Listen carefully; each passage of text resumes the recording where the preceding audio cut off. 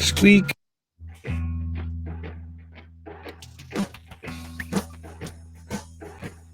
We're getting in the Halloween sounds early this year. What's going on, everybody? Midnight Sage After Dark. Happy Monday. I am, of course, your Harris Streams, Rob Shlomo. With me, as always, Mr. Tom Connors. Good afternoon, good evening, and good night, good morning, whatever it is where you're at. I screwed that up royally, but yeah, we started a little later tonight because, there's going to be a video dropping, I think, on the main channel, but I screwed it up, so. Hi. Yeah, and with us, actually, as always, is your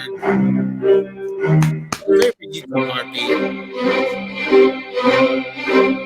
the YouTube Iron Viking mistress. She has a BA, a BS, an MBA, PhD. She's a BMF. She's won an ESPY, a Tony, an Emmy. Yeah, we can barely hear you, Rob, by the way. Still. Yeah, the music's like way overpowering. Well, the music's like normal volume. He's like, yeah. Or whichever one it is, yeah. That or you're like 10 feet away from your mic or something. Yeah, the mic's far away, yeah. Anyway, Miss McRandom. Get it near your mouth, baby. Yeah, you're supposed to talk into the microphone. Get that big thing close to your mouth. That big black thing. She said, big black phallic microphone. There goes the monetization, if there even was any. Yeah, it's a live show. Live shows are never monetized. Never are. No. They did that because of PewDiePie. And Probably. No, they did. It was a few years ago. That's why. I thought that or that Logan Paul thing or whatever it was. But well, no, it was when PewDiePie was streaming video games and a lot of little kids were emulating him. So, yeah, it was like a couple years back. Okay. I still don't get the whole PewDiePie thing. I really don't. Which is weird because we didn't have that problem before. And then when we stopped doing live streams and came back to live streams, it was like a little ways into that is when it started happening every time. So I don't know. Who knows? It's YouTube is an maybe we weren't important enough before. So, oh yeah, like we're important now. We're like that ZZ grade level. Double Z. ZZ like ZZ Top. Fuck yes. She's got legs. She knows. Speaking of music, we had a sad day in music. In the last week, we've lost Eddie Money. We lost Rick Ocasek. How do you say his name? I've been saying it wrong. I've always said it wrong. Ocasek. Ocasek. Okay. That's how I've heard everybody else say it. I'm like all embarrassed because I'm like, have I been saying it wrong all these years? Okay. Probably. Oh, well. I'm from the middle of nowhere. We didn't get MTV until I was already like out of high school, I think, here. So give me a break. It's like that. It's like the joke on How I Met Your Mother. The 80s didn't arrive in Canada until 1993. I know how that feels. Because I moved in like 88, 89, and like where I moved to is a bigger area, much more populated, closer to a big city. And it felt like I had to like went into the future compared to what I was used to. And then when I moved back here, it was like going back in time. So I do understand that. So what you're saying is that you're like you feel like Marty McFly. Doc, I went to the future and now I went back in time and everything's fucked up. Marty, you've got to go back to the future, Marty. I was just there. Okay, well, and the Cubs still suck. Play some lottery numbers. Oh, I forgot to look. Oh man, Doc. Oh, God. Pardon me. Yeah. It's not a very big news day, but we had some exciting news. I know Mecca wasn't a big fan of this. I don't think Rob gives a shit. But they dropped that Jurassic World short film last night, as we talked about last week. I thought it was really fucking good. I seen a lot of people shared my sentiments. I'm like, this is the movie I've been waiting for since they announced Jurassic World. You know, when I thought all the dinosaurs were getting out. We had to wait 2 movies for it. Another 2 movies, anyway. See, the only thing I heard about it all morning before I looked at it was, oh, it's woke, it's woke, it's woke, it's woke. So I skimmed through it. I'm like, what's woke about it? Just because it's got a mixed family. Who gives a shit? That's not woke. That's people. You know, not everything that's not white people is woke. Yeah. It's just basically a modern Brady Bunch. A black dad with a Hispanic mom, or Latinx, however you say it. And they take a whole of a minute to set up the family. That's it. If there's anything woke in it, that's it.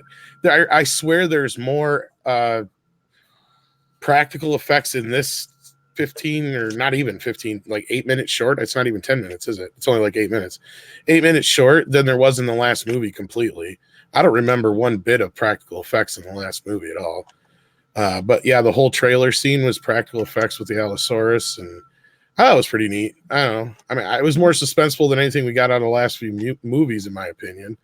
I don't know if Rob even watched it, or if he's even watched the last few movies since the first one. No, I haven't actually. You're not really missing anything. If you're not in a rush to watch them, then no. If you've seen Jurassic Park, you've seen the best of the bunch anyway.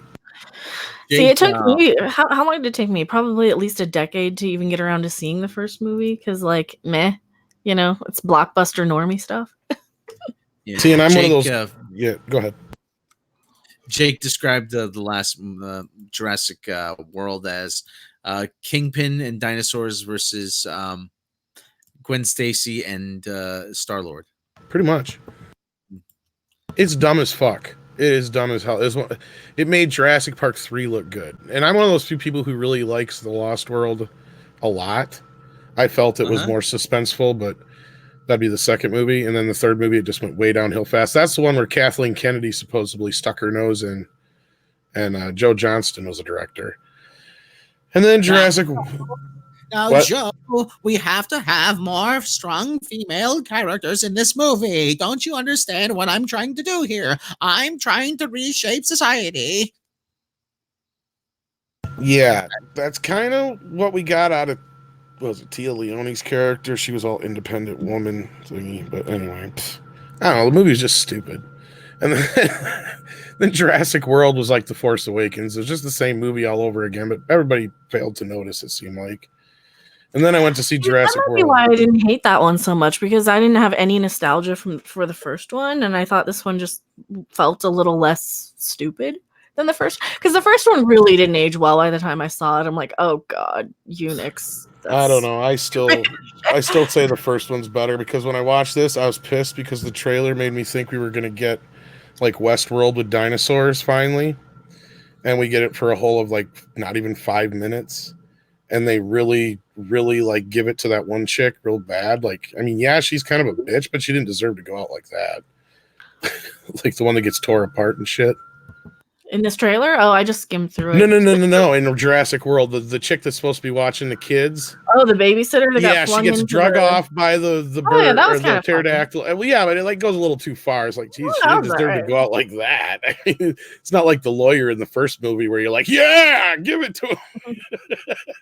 Fatal J's in the chat. You can jump in if you want, Fatal J.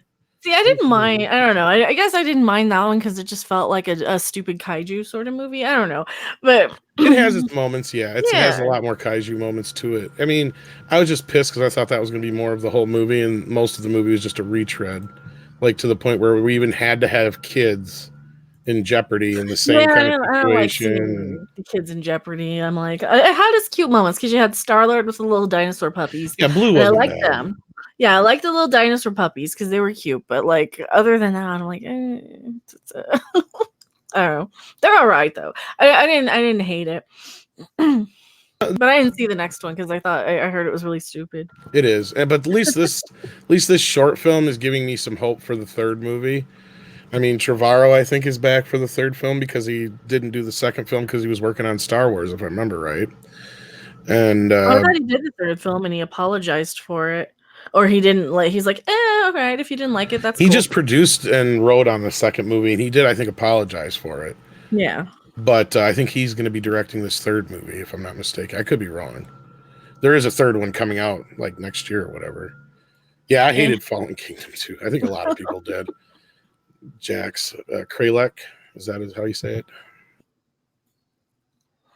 But yeah, I don't know. We'll see how it goes. In other news, I guess since there's not much else to talk about here, unless Fatal J jumps in here and wants to say something about it, or did you even watch it, Rob? I watched a little bit of it. And there's bears in these woods. I'm like, oh, okay. See, that was me. I just skimmed through it. I'm like, it's too dark to even look at. And I know it's supposed to be at night, but like, I just can't anymore. I just can't be asked to bother with these movies and trailers and things. Like, I just don't care.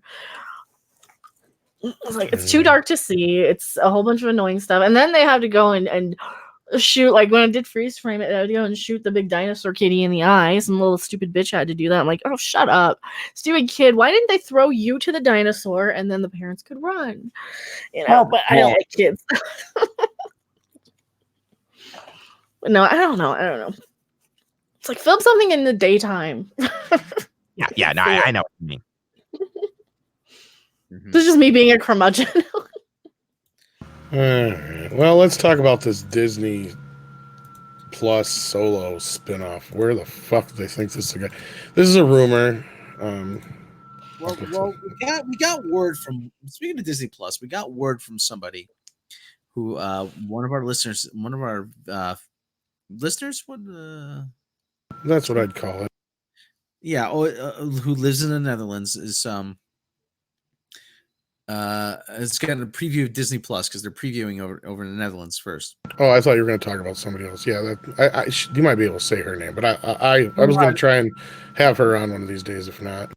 Well, anyway, she said that it's kind of clunky right now. Well, I'm sure they're still working out the bugs too. Yeah.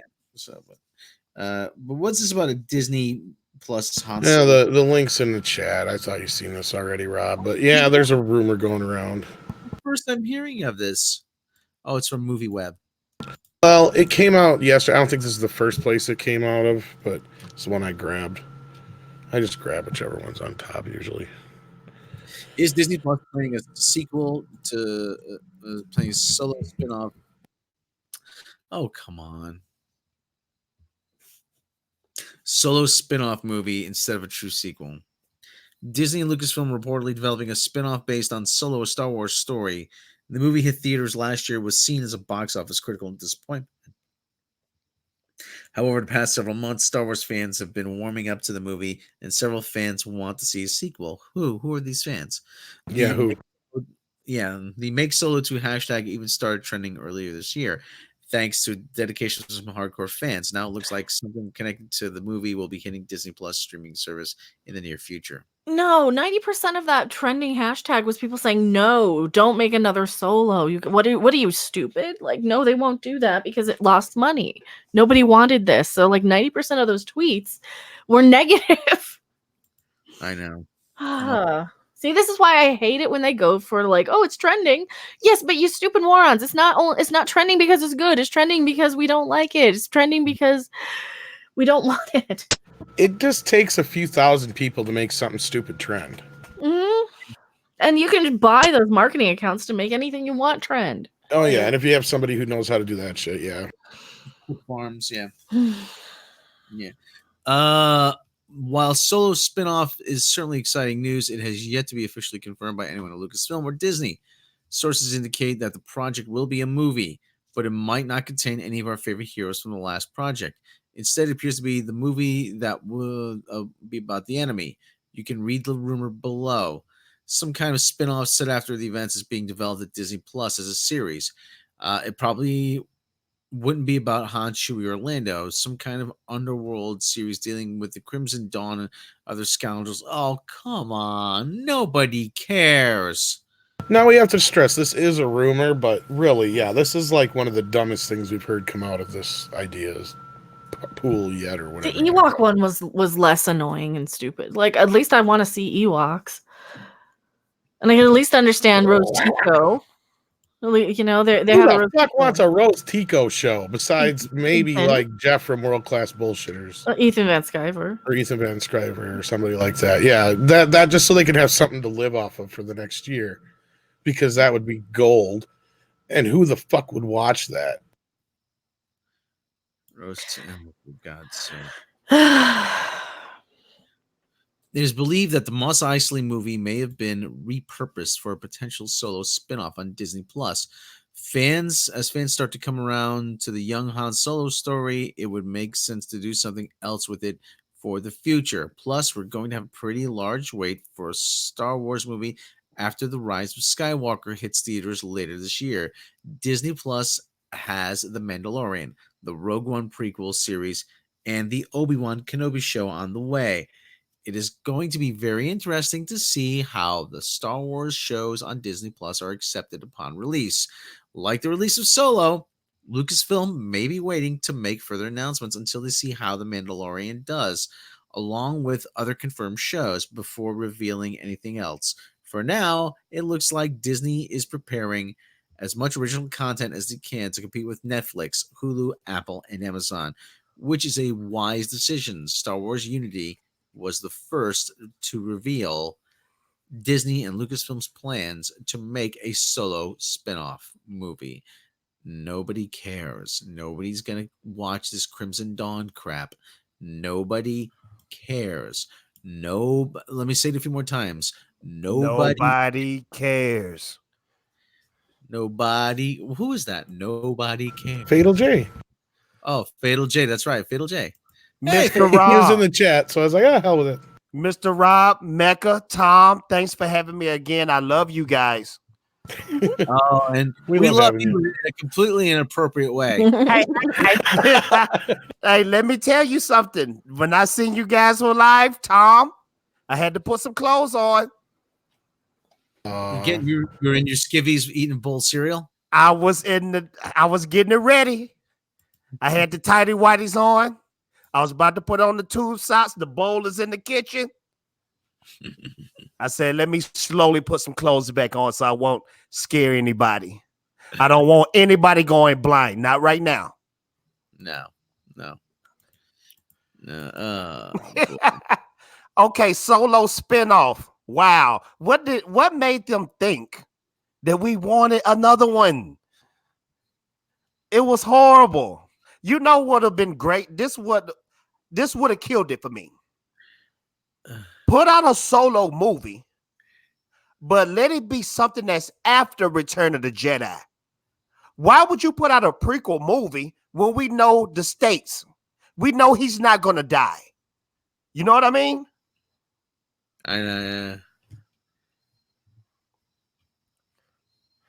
It's again, we're taking a big universe and we're making it smaller. Who gives a shit about these Crimson whatchamacallits? Because they never come up again in any other Star Wars thing ever. Well, I'm going to tell you what they trying to do, guys. They trying to be like Marvel. They trying to come out with all these little side movies. And Star Wars don't work like that. Yeah, you're right. I think they are trying to do all the little, and every little character gets their own movie and they're all interconnected in this big Star Wars cinematic universe that's connected to the TV. Yep. So we sell all the Disney Plus, and you kind of pissed off your original Star Wars fans, and I don't want to watch it. I really don't. And watch, they'll make this Crimson Dawn shit attached to like Jabba the Hutt or some shit, just to have something to attach to. Hey, remember Jabba the Hutt? More member berries, yeah. More member berries. And they'll retroactively make it that all this time Hutt's actual gang name was Crimson Dawn. You know what? They do that, I'm done. I'm done. You don't put it past them. Any bad idea at this point, I'm like, that's plausible. They retroactively made the Millennium Falcon a fucking character. Not only that, they made her an annoying character. Yeah, a character you want to punch. Thomas, don't you know that the Millennium Falcon is female, just like the Force is female? No, the Force is male. Who is that dick talking? Penetration. Is that Kathleen Kennedy talking? Yes, Mr. Fatal J, this is Kathleen Kennedy. I'm telling you all. Is Abu Nas in the chat? He's funny as shit too. Where's Abu Nas at? Yeah, he sent a super chat. Yeah. Ching. Abu Nas, let me get my soul brother in here. How are you, Abu Nas? I'm all about the diversity, as we can tell. Shit, I don't know if I got you on my Twitter though, Abu. What's up, Abu Nas? That's my brother right there, man. He's awesome and shit. He's funny. So I've heard his raps for the first time the other day. I was like, holy shit, how is this guy just on YouTube? And I mean, he got a slore of raps. I mean, anything you can think of. If you want to rap about Snicker bars, if you want to rap about Zack Snyder, he got it. I promise you. I'm all about the raps because, as you know, I embrace diversity. As you know. No, is he on? I don't think he is on Twitter here. He's on Twitter. I just can't Is remember he? which. Is he? He's on Twitter. He's on Twitter, but he has a new name. He got Twitter banned recently. I was gonna say because he's like his name's all black and shit. All right, well, Bummer. it's all black. Oh, that's If you know how to send him the link, Fatal J, go ahead. Okay, I'm gonna send him the link. Because might as well. There's not much going on today on Monday. They'll drop a bunch of news tomorrow.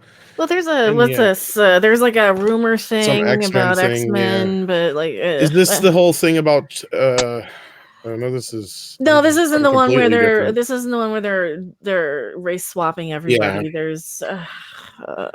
Which I do have to say, I did see the Denzel Washington as Magneto, and it didn't make me cringe. Yeah, was that rumor or was that something that they? Well, that's just rumors, but this rolls in with the whole thing I heard a little while back that they might not use the X-Men name and all this other shit too. Yeah, they're just going to refer to them as mutants, which doesn't make any damn sense. But then again, I wouldn't put it past Disney on something like this, especially if they plan on race swapping a bunch of characters in an already diverse group of characters like the X-Men, because the X-Men is hands down the most diverse group in comic history. I mean, I agree. Not only that, they have some of the most famous, like Storm, for instance, is one of the most famous black comic book characters out there. I'd be willing to bet.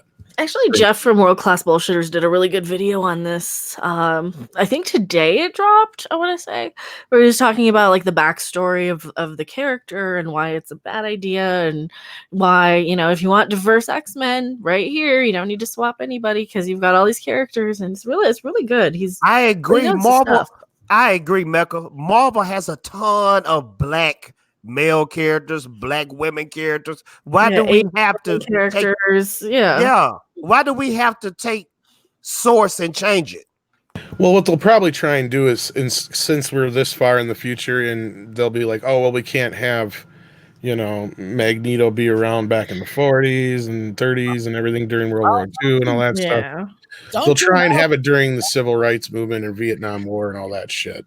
Don't you know? Then that's not Magneto. I told Kevin Feige, you have to prepare for the Great Awakening. You have to prepare for the Great Awakening because we all have to be woke. How about make an X-Men movie that isn't garbage? It's like I sat through 3 of those fuckers, and not one of them was any good. Garbage. It has to be woke. It has to be woke. Mecharanum, you of all people should know that. You are one. No, film it in color. How about that? Out of all those, we did get at least 3.5 good ones. Well, I only saw the first 3 because if you can't hook me in 3, then I'm not going to give you any more chances. The second one is actually a really good X-Men movie. The first one, if that's a good X-Men movie, like that's one of the best ones because it's actually more. Yeah, it's actually closer to what the dark kind of the beginning of the Dark Phoenix, the Wolverine story and all that kind of stuff is really close and all that. And then they get sucky for a while until you get to Days of Future Past. And but I don't think nothing Tom is touching Logan. Logan is like I was gonna say then you get this peak with Logan, but then they decided to make 2 more movies after that for some stupid reason. Well, still, if you can't win me in the first 3, I'm not gonna give any more a shot. So Logan might be one of the only ones. Yeah, but I don't want to see it though. I think the first one was only good because we never saw something like that before. But looking back in 2019, well, as I said, the first one's debatable now. Yeah, like I said, there's maybe at the best 3.5 of all of them, and even first class. Because I probably watched them past probably 2011-ish. I watched them with riff tracks because I'm like I should probably watch these, and But as far as this story Well- you brought here, I actually buy this just from the headline if it's true, because I can see because what's his face? I can't remember his name right offhand. I'm sure it's in the article. He's not signed for a third Spider-Man movie. Well, see, and MCU or like we got this covered is often like retweeted by MCU Direct, and MCU Direct is one of those kind of like they're one of the marketing sort of Twitter handles for and like 9 times out of 10 they tend to be right, so they're kind of a rumor site, I think. Well, Yeah. John Watts is the Go guy. ahead, Rob. John Watts is the guy. That's who it is. Yeah. But let me pull this story up. But yeah, they're definitely gonna have somebody come in and quite frankly, I'm trying to think of who would be good for an X-Men movie. Man, you got a lot of good Probably- actors. Yeah. But this is the key question. You got to get this right if you're coming out with a new X-Men movie. Who are we going to get to play Logan? That's the key. I think you just give him a pass for now. I think you do the X-Men without Logan for now, and then you tease him at the end of the first movie. Yeah, that'll be good. That'll be good. Because you have to now you have to establish, and somebody was Logan yet Wolverine yet somebody's got to you got to find someone who's gonna fit. Fit. Yeah, that. and somebody young too, because you want this character to last for a while. The actor to play that role for a while. We got a super chat.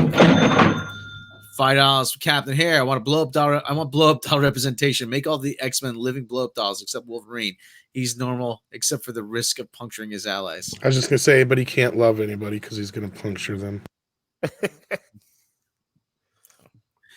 But somebody over on Jeff's World Class Bullshitters channel was saying, "Oh, we'll just have the X-Men take place in the '90s, so that way you can keep the origin story of Magneto." So yeah, but well, you can make Magneto a survivor of the Bosnian genocide. That'll work. If you just want to update it slightly, if you have the whole thing take place in the '90s, then obviously they're not going to be able to do what Kevin Feige wants them to do, and that's interact with all the other MCU. Yes, exactly.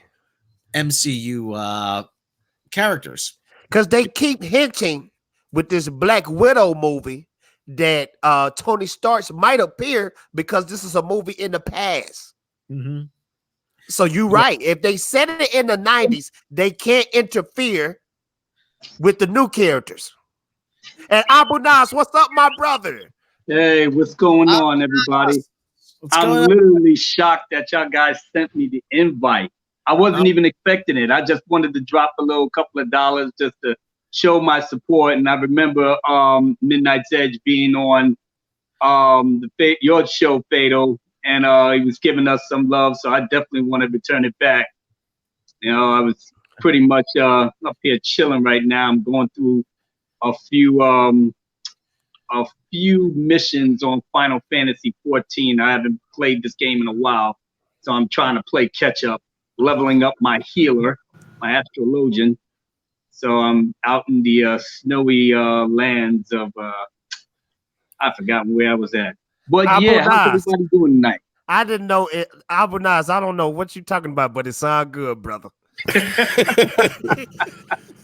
Yeah, I had checked Twitter just real quick to just answer a message that was sent to me, and then I saw the link, and I was like, "Oh God, y'all guys sent me a link! Wow, nice."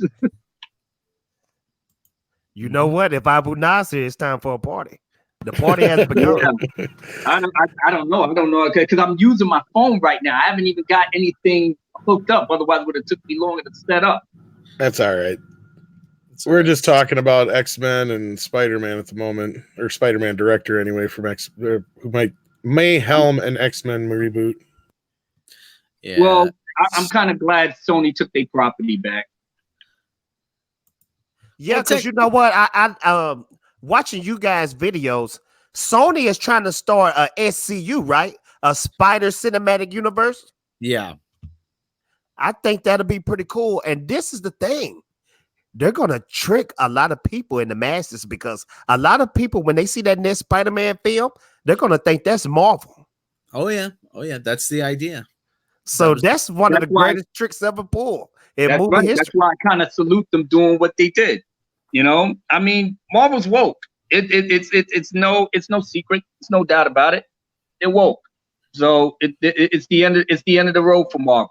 I mean, they have Russo was so arrogant to say, "Well, that's a tragic mistake that they took Spider-Man." Look, boy, shut your mouth.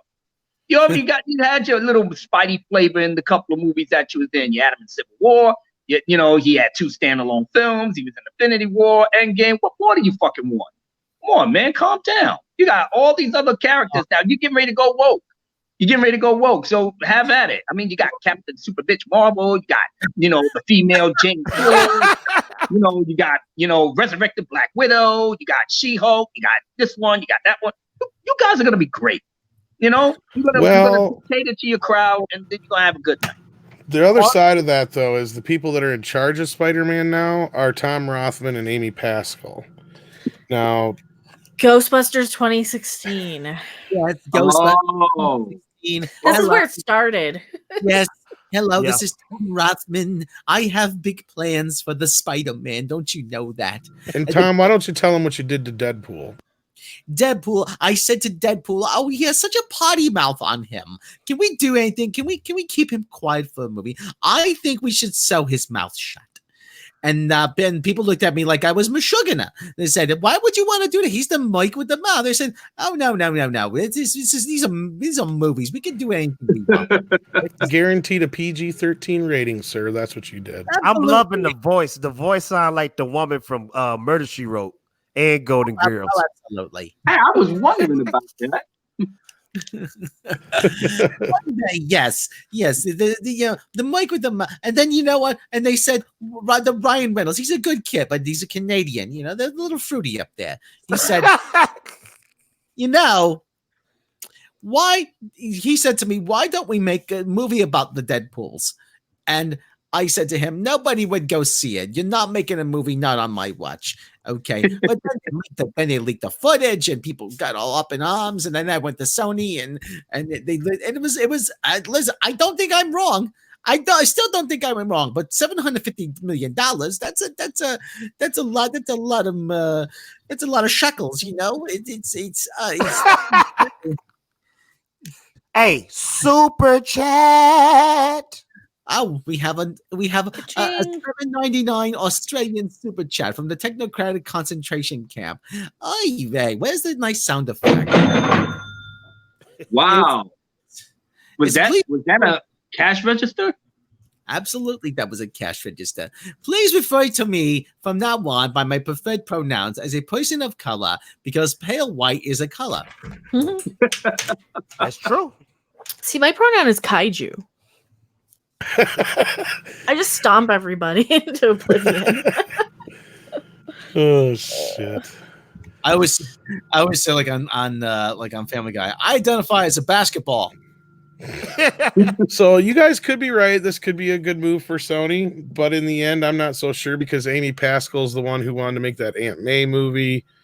She has the all-female Spider movie spinoff. Hold on, Tom. Glass Ceiling. Tom, did you really just say they were thinking about coming out with an Aunt May movie? She was the one who had that in the background. Now that's Agent May Parker. I think a lot of that got shoved into Spider-Verse, and that's another thing. Everybody just loves Spider-Verse with like rose-colored, rose-tinted glasses on or something. It's like, look at this movie. I don't understand it. It's I don't know. I'm not even going to get into it because everybody is pissed when we do, but I don't know. I'm not so sure we're going to be okay. Just tell them I didn't like Deadpool, and then they'll.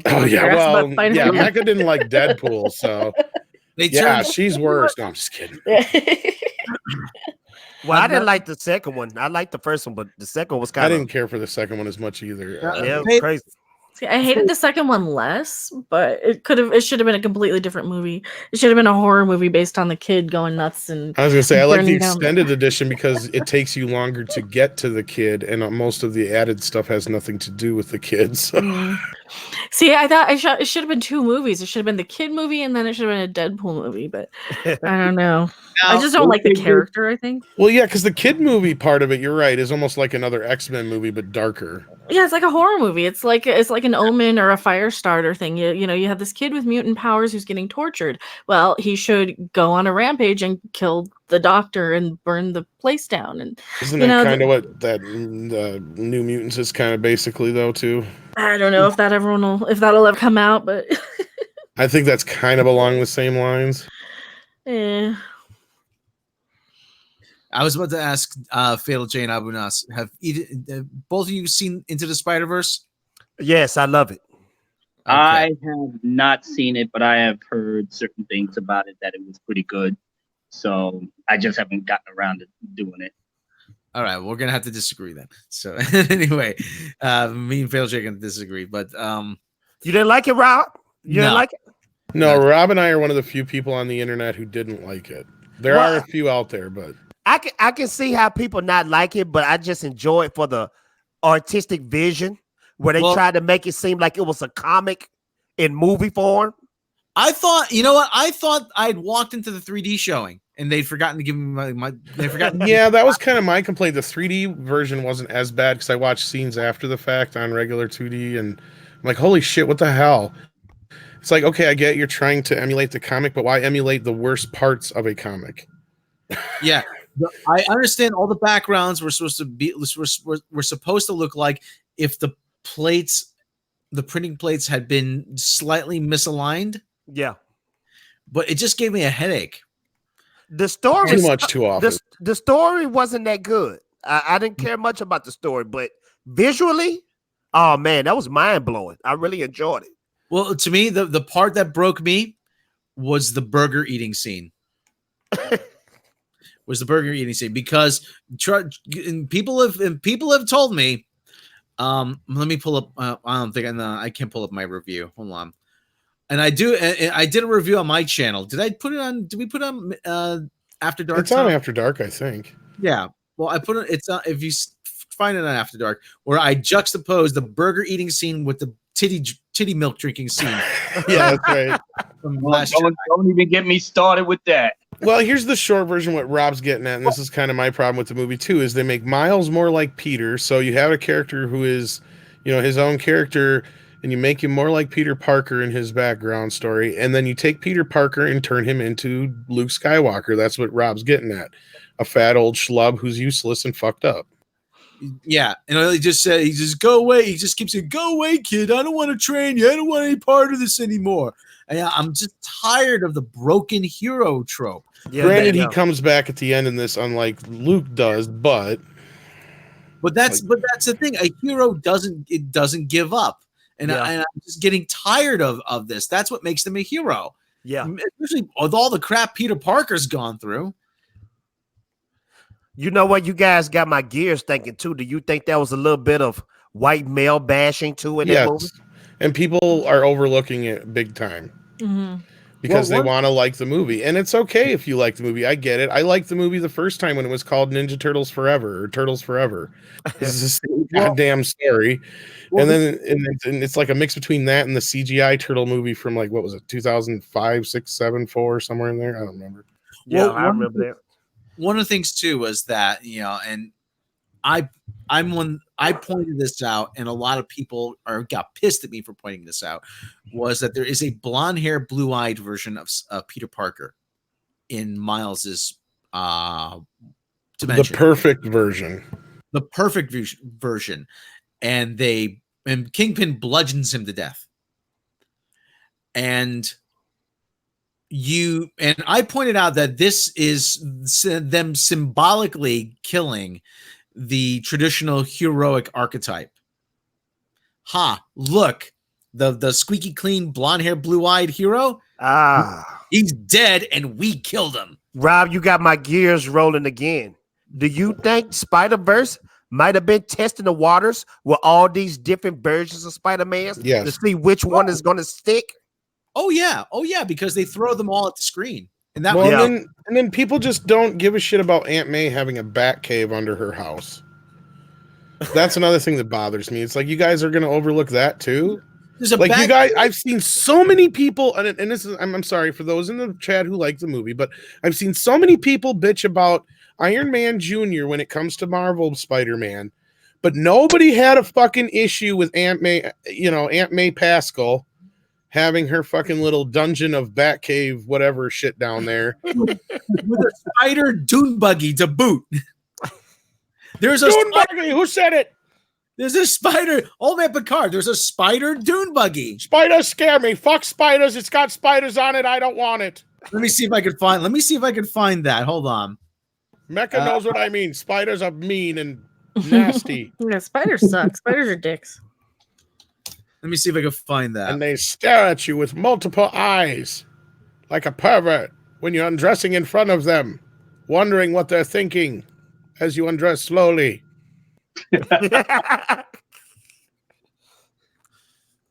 Wondering, does this spider have money and will he throw it at me?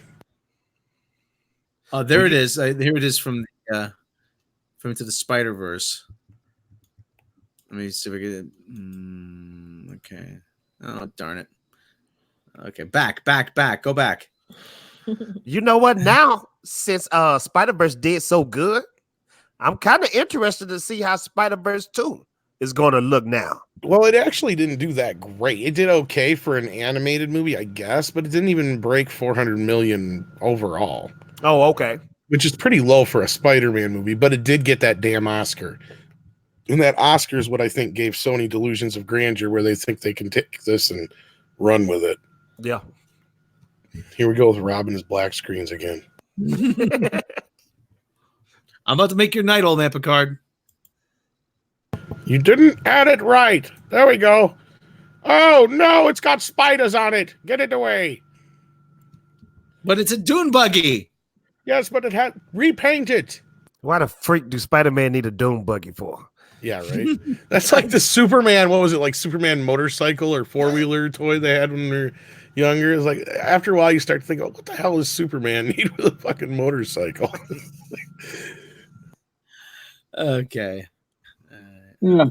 Spider buggy. Yeah, I was about to say it looks like something out of the old 70s cartoon. But nobody had a problem with that. And then nobody had a problem with, I'm sorry, Rob, you've dealt with probably a lot of spray paint and stuff like that, doing a lot of stuff around the house like you do. Yeah. In what world is there a spray paint that dries that fast? Well, spray paint does dry pretty quickly, but you have to put it out in the sun. But no. But at the same time- The world is coming to an end, and Miles Morales takes the time to respray paint a spider suit. It would at least take an hour to dry fully. That's my point. 45 minutes on a good night. Yeah. She might have some fans down there, but I'm sure it's pretty damp down in the Batcave. Especially at night where no sun. That's what I'm saying. Yeah.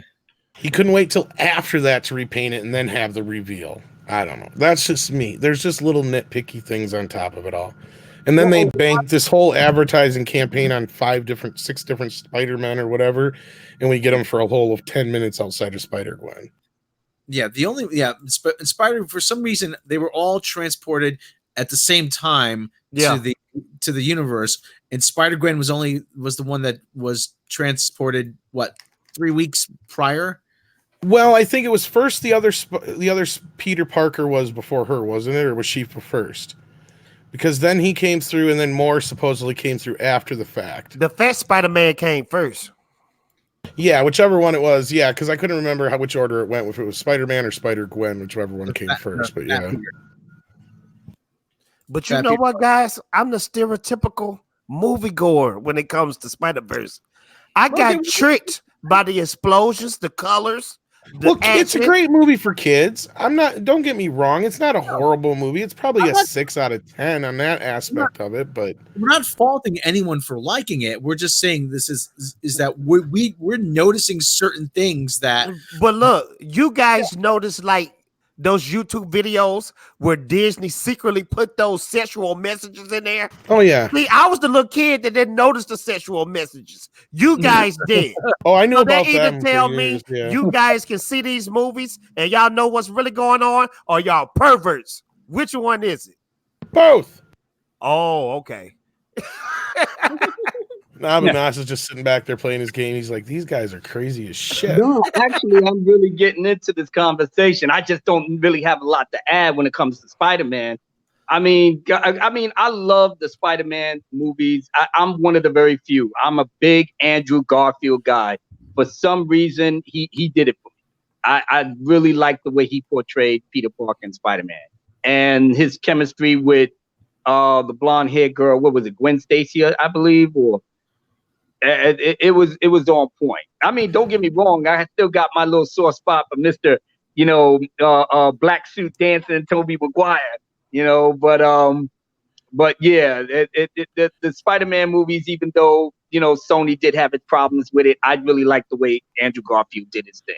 See, now that's my least favorite one. So Yeah, me too. Yeah, and I'm gonna say why. Cup of tea. If for some reason I gravitated to him. Abu Nas, I think if he would have came out with that Spider-Man 3 movie, we would have really seen him shine. But that Spider-Man 2, it was boring. It had a lot of boring scenes in it, except for it was worse than boring. It was like more cringe than Batman Forever and Batman and Robin rolled into one. Wow, y'all really went down to the vault. Like, I can't believe Jamie Foxx brought that to the table. I'm like, this has got to be the director or somebody who like played a trick on him. Like, watch, I'm gonna get Jamie to do this. You know what, Tom? It was one part that got me in that movie when he started getting electricity powers, and remember he had the gap in his teeth. You mean to tell me electricity can bring a gap back together? You remember when he had the gap? Evidently. That's what I'm saying. That's what I'm talking about. There was some, that's some like Batman and Robin level shit. And like I said, it was almost like either an acting coach or the director was having fun with Jamie Foxx. So people, like, watch, I'm going to get him to actually do this shit. People in the chat, if you have messed up teeth, just make sure you take a fork and get electrocuted by a plug. We don't actually. No, okay, I'm not endorsing that. I'm not endorsing that. I'm just playing. If you do, blame it on Jamie Foxx. Exactly. Lord have mercy. Well, like I said, I guess I must be in the minority where Andrew Garfield is concerned. But it is what it is. I mean, I think Andre actually likes those movies quite a bit. To be honest with you, I think he unapologetically likes the second film. I just brought. Well, you're not in bad company, Abu Nas. All right, and Andre'd be the boss. He's the Norwegian one who does the editorials. If you listen to those at all, I don't know if you listen to the channel like Fatal J does. So, but yeah, here's Rob's little thing on the screen here. It's not a coincidence. No, it's not. It's meant to show that both scenes are meant to show the hero as being weak, human, fat, old, washed up. Yeah, your hero is not someone who is not who you think he is. Self-centered. Yeah, I don't want to say gluttonous, but that's implied. Yeah, but you know what? Why would you, after 40 years of the franchise that is Star Wars, that gave us an extremely universal story of good and evil, and why in the world did you feel like that needed updating? It's a modern mythology. It's in that, it's almost in the lexicon with Lord of the Rings and other, mythological tales of yore and stuff like that. Stuff that you can learn from, stuff that you can escape in. Did we really need people to be updated to be this battered and bruised hero? And if anything, Luke already went through that in the OT. He took his lumps. He failed, but he persevered. He stayed optimistic. He loved his friends, and he saved his father, from pretty much a fate worse than death. That's right. He couldn't kill his dad, but maybe a nephew. Well, you guys. Well, everybody here is familiar with Frank Zappa, right? Yes. With the musician Frank Zappa. Yeah. Okay, even if you don't, even if you don't like his music, I'm not a particularly huge fan of his music either, myself. But you know the name. He said in an interview one time that during the '60s, you had a lot of really experimental music coming out, a lot of really groundbreaking music coming out, and it wasn't the cool hip guys that were getting this stuff made. It was the old guys in the suits with the cigars and their feet up on the desks, that would approve this. And they would say, I don't know what this is. Let's take a chance on it. See if it sells. And then eventually the young hip guys came in and they were the ones that started saying, no, we can't take a chance on this because it's not what the audience wants. And I know. And take a look at who's actually making all these movies. It's all the young hip guys. It's like the supposed hip guys. It's the J.J. Abrams. It's the Alex Kurtzmans. It's the Ron Johnsons. It's the Roy Millers. I mean, Alan Ladd Jr., who ran 20th Century Fox, George Lucas came to him with Star Wars, and he literally said, well, I don't understand it. You got a guy in a dog suit and a kid with a sword. It goes whoosh. I don't understand all of this, but you know what? You made American Graffiti. You're okay. Go make your movie, kid. Gay robots and yeah. But he did say, Alan Ladd Jr. He did say that there was something in him, in George, that he really felt like, he trusted his vision. Well, it's like more like American Graffiti made a buttload of money, and I like the movie, kid. Yeah, he did like the movie, but it really didn't make well for that time. It wasn't. Oh, like, American Graffiti made a shit ton of money. I guess, for that time period. But I guess in the big scheme of things, even for now, I think it made a lot. Yeah, let me look. Oh, well, look what happened after Star Wars. But during that time when they made that money, what was it, 1973? There was a lot of other stuff that came out that, that I guess as the years went by, you had the Poseidon Adventure, you had this one, you had that one. It was like by the time he came up with the thing to put Star Wars together, yeah, everybody was looking at him like he was straight crazy. Well, what was it? I mean, even though Alan Ladd probably did like the movie, if I was still a businessman, okay, I'll look at it like that. But if this thing fails, I'm gonna have shit on my face for days. So I'm really putting my trust in this young kid that he really thought he was talented enough to do it, and it paid off. Well, it ended up being his undoing because of Empire Strikes Back, but that was many years later. American Graffiti did 140 million in 75 with inflation. That's like 340 million. Wow. Yeah. Think about the sci-fi movies though that were out just a few years. Oh, that was totally different than anything before that, other than shit that wasn't taken seriously, like Buck Rogers and Flash Gordon. A year earlier, you had Logan's Run, and the year before that, you had what? Rollerball. In 2001 was a couple of years before that. Yeah, almost a decade. I mean, you had a lot of really. I mean, yeah, it wasn't. I wouldn't call it a lot of Planet of the Apes movies at that time for sci-fi. Yeah. Very different kind of very kind of allegorical kind of sci-fi movies. But I would say like a lot of it was kind of an offshoot of Star Trek in a lot of ways. Look at like Planet of the Apes and even Logan's Run, and a few of those movies directly seemed like they were, even though they were based on other things, they seemed very influenced by Star Trek at the time. It seemed like to me. Okay, well, what is this? We've come back around 3 or 4 times now to Star Wars. I was going to tell Abu Nas great job for, the great segue, and then I was going to tell you a great job on a segue because you brought us back around after the Zappa story. But here we are again with Blue Milk. Mecca sent us the secret ingredients. She broke in to Disney and got us. Somebody sent me that on Twitter, and then somebody put it on a. Quit ruining the fucking story. It's a perfectly good lie, and you had to come in and fuck it up. So, all right. With people having allergic reactions to food ingredients across the planet, it's good that DL News today brings some information regarding the ingredients of their blue and green milks. Read closely. Some of the content might surprise you. Okay. I'm impressed that the colorings really are natural, derived from spirulina, which is a kind of algae for the blue milk, and spirulina turmeric, and beta carotene for the green milk. Turmeric is what gives it slight yellow tinge as opposed to it being a stronger green color. Turmeric is some good stuff. It cures sinuses. Well, by now the we way. know. Didn't Luke? Jesus Christ! Didn't Mark Hamill say it tasted oily? Is that why it probably tastes oily, Rob? Do you think? Yeah. Did you see what when he went to the Galaxy's Edge? Oh yeah. Yeah, he drank the milk, and he's like, Did it's you kind of see his oily. face? It was almost like it pained him to even hold that piece of crap. That piece of shit of a cup.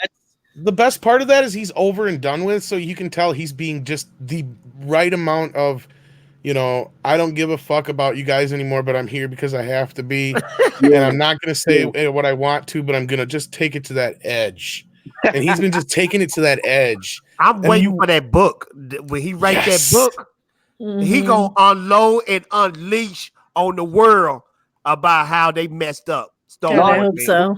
Mark Hamill was the only one that gave a shit about the fans to warn us, to give us the subtle hints that this shit was going to be a train wreck.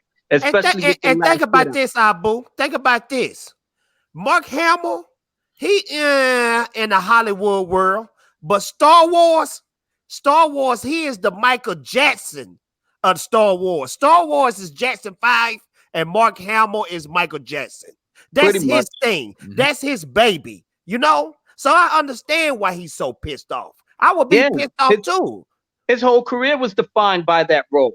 So you're going to take me out of the loop for 30 years, then all of a sudden you want to drop me back in and don't have me be what everybody knew the icon was, even in the EU? Like, that was so fucking hard. Like, that was so difficult.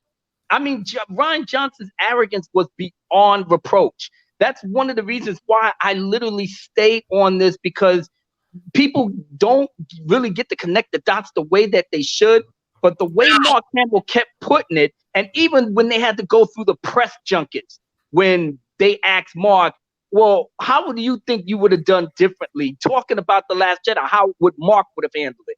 And then Rian Johnson got into his feelings and called Mark, yeah, motherfucker. Yeah, motherfucker. What would you do? I mean, straight disrespectful. You had kids in there.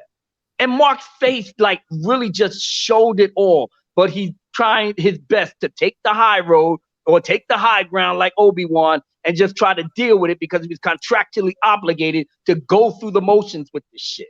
But I was going to say it's more the NDA than anything. Yeah, but he was hoping that enough of the fans picked up the hints that he was dropping before the movie came out. We couldn't still even conceptualize how bad that movie was going to be that would create the rollerball effect and that we get into episode 9 now. That's why I'm looking at these people like they a bunch of retards. Really? Seriously? Y'all gonna sit up here and try to justify that shit, knowing damn well that the fan base is split, knowing damn well that Solo bombed because of the boycott, and you could lie to yourself, you could lie to your wife, your mistress, your gay lover, you could lie to every single person you think you could get your hands on, but you can't lie to us. We know. I don't think there was a boycott for Solo. I think we just didn't go and see it. I don't remember organizing. Well, there was I mean, I would say there was a boycott, but it wasn't because of Solo. It was because of The Last Jedi. That's the point. But I want to add. Sorry. That's pretty much what I meant.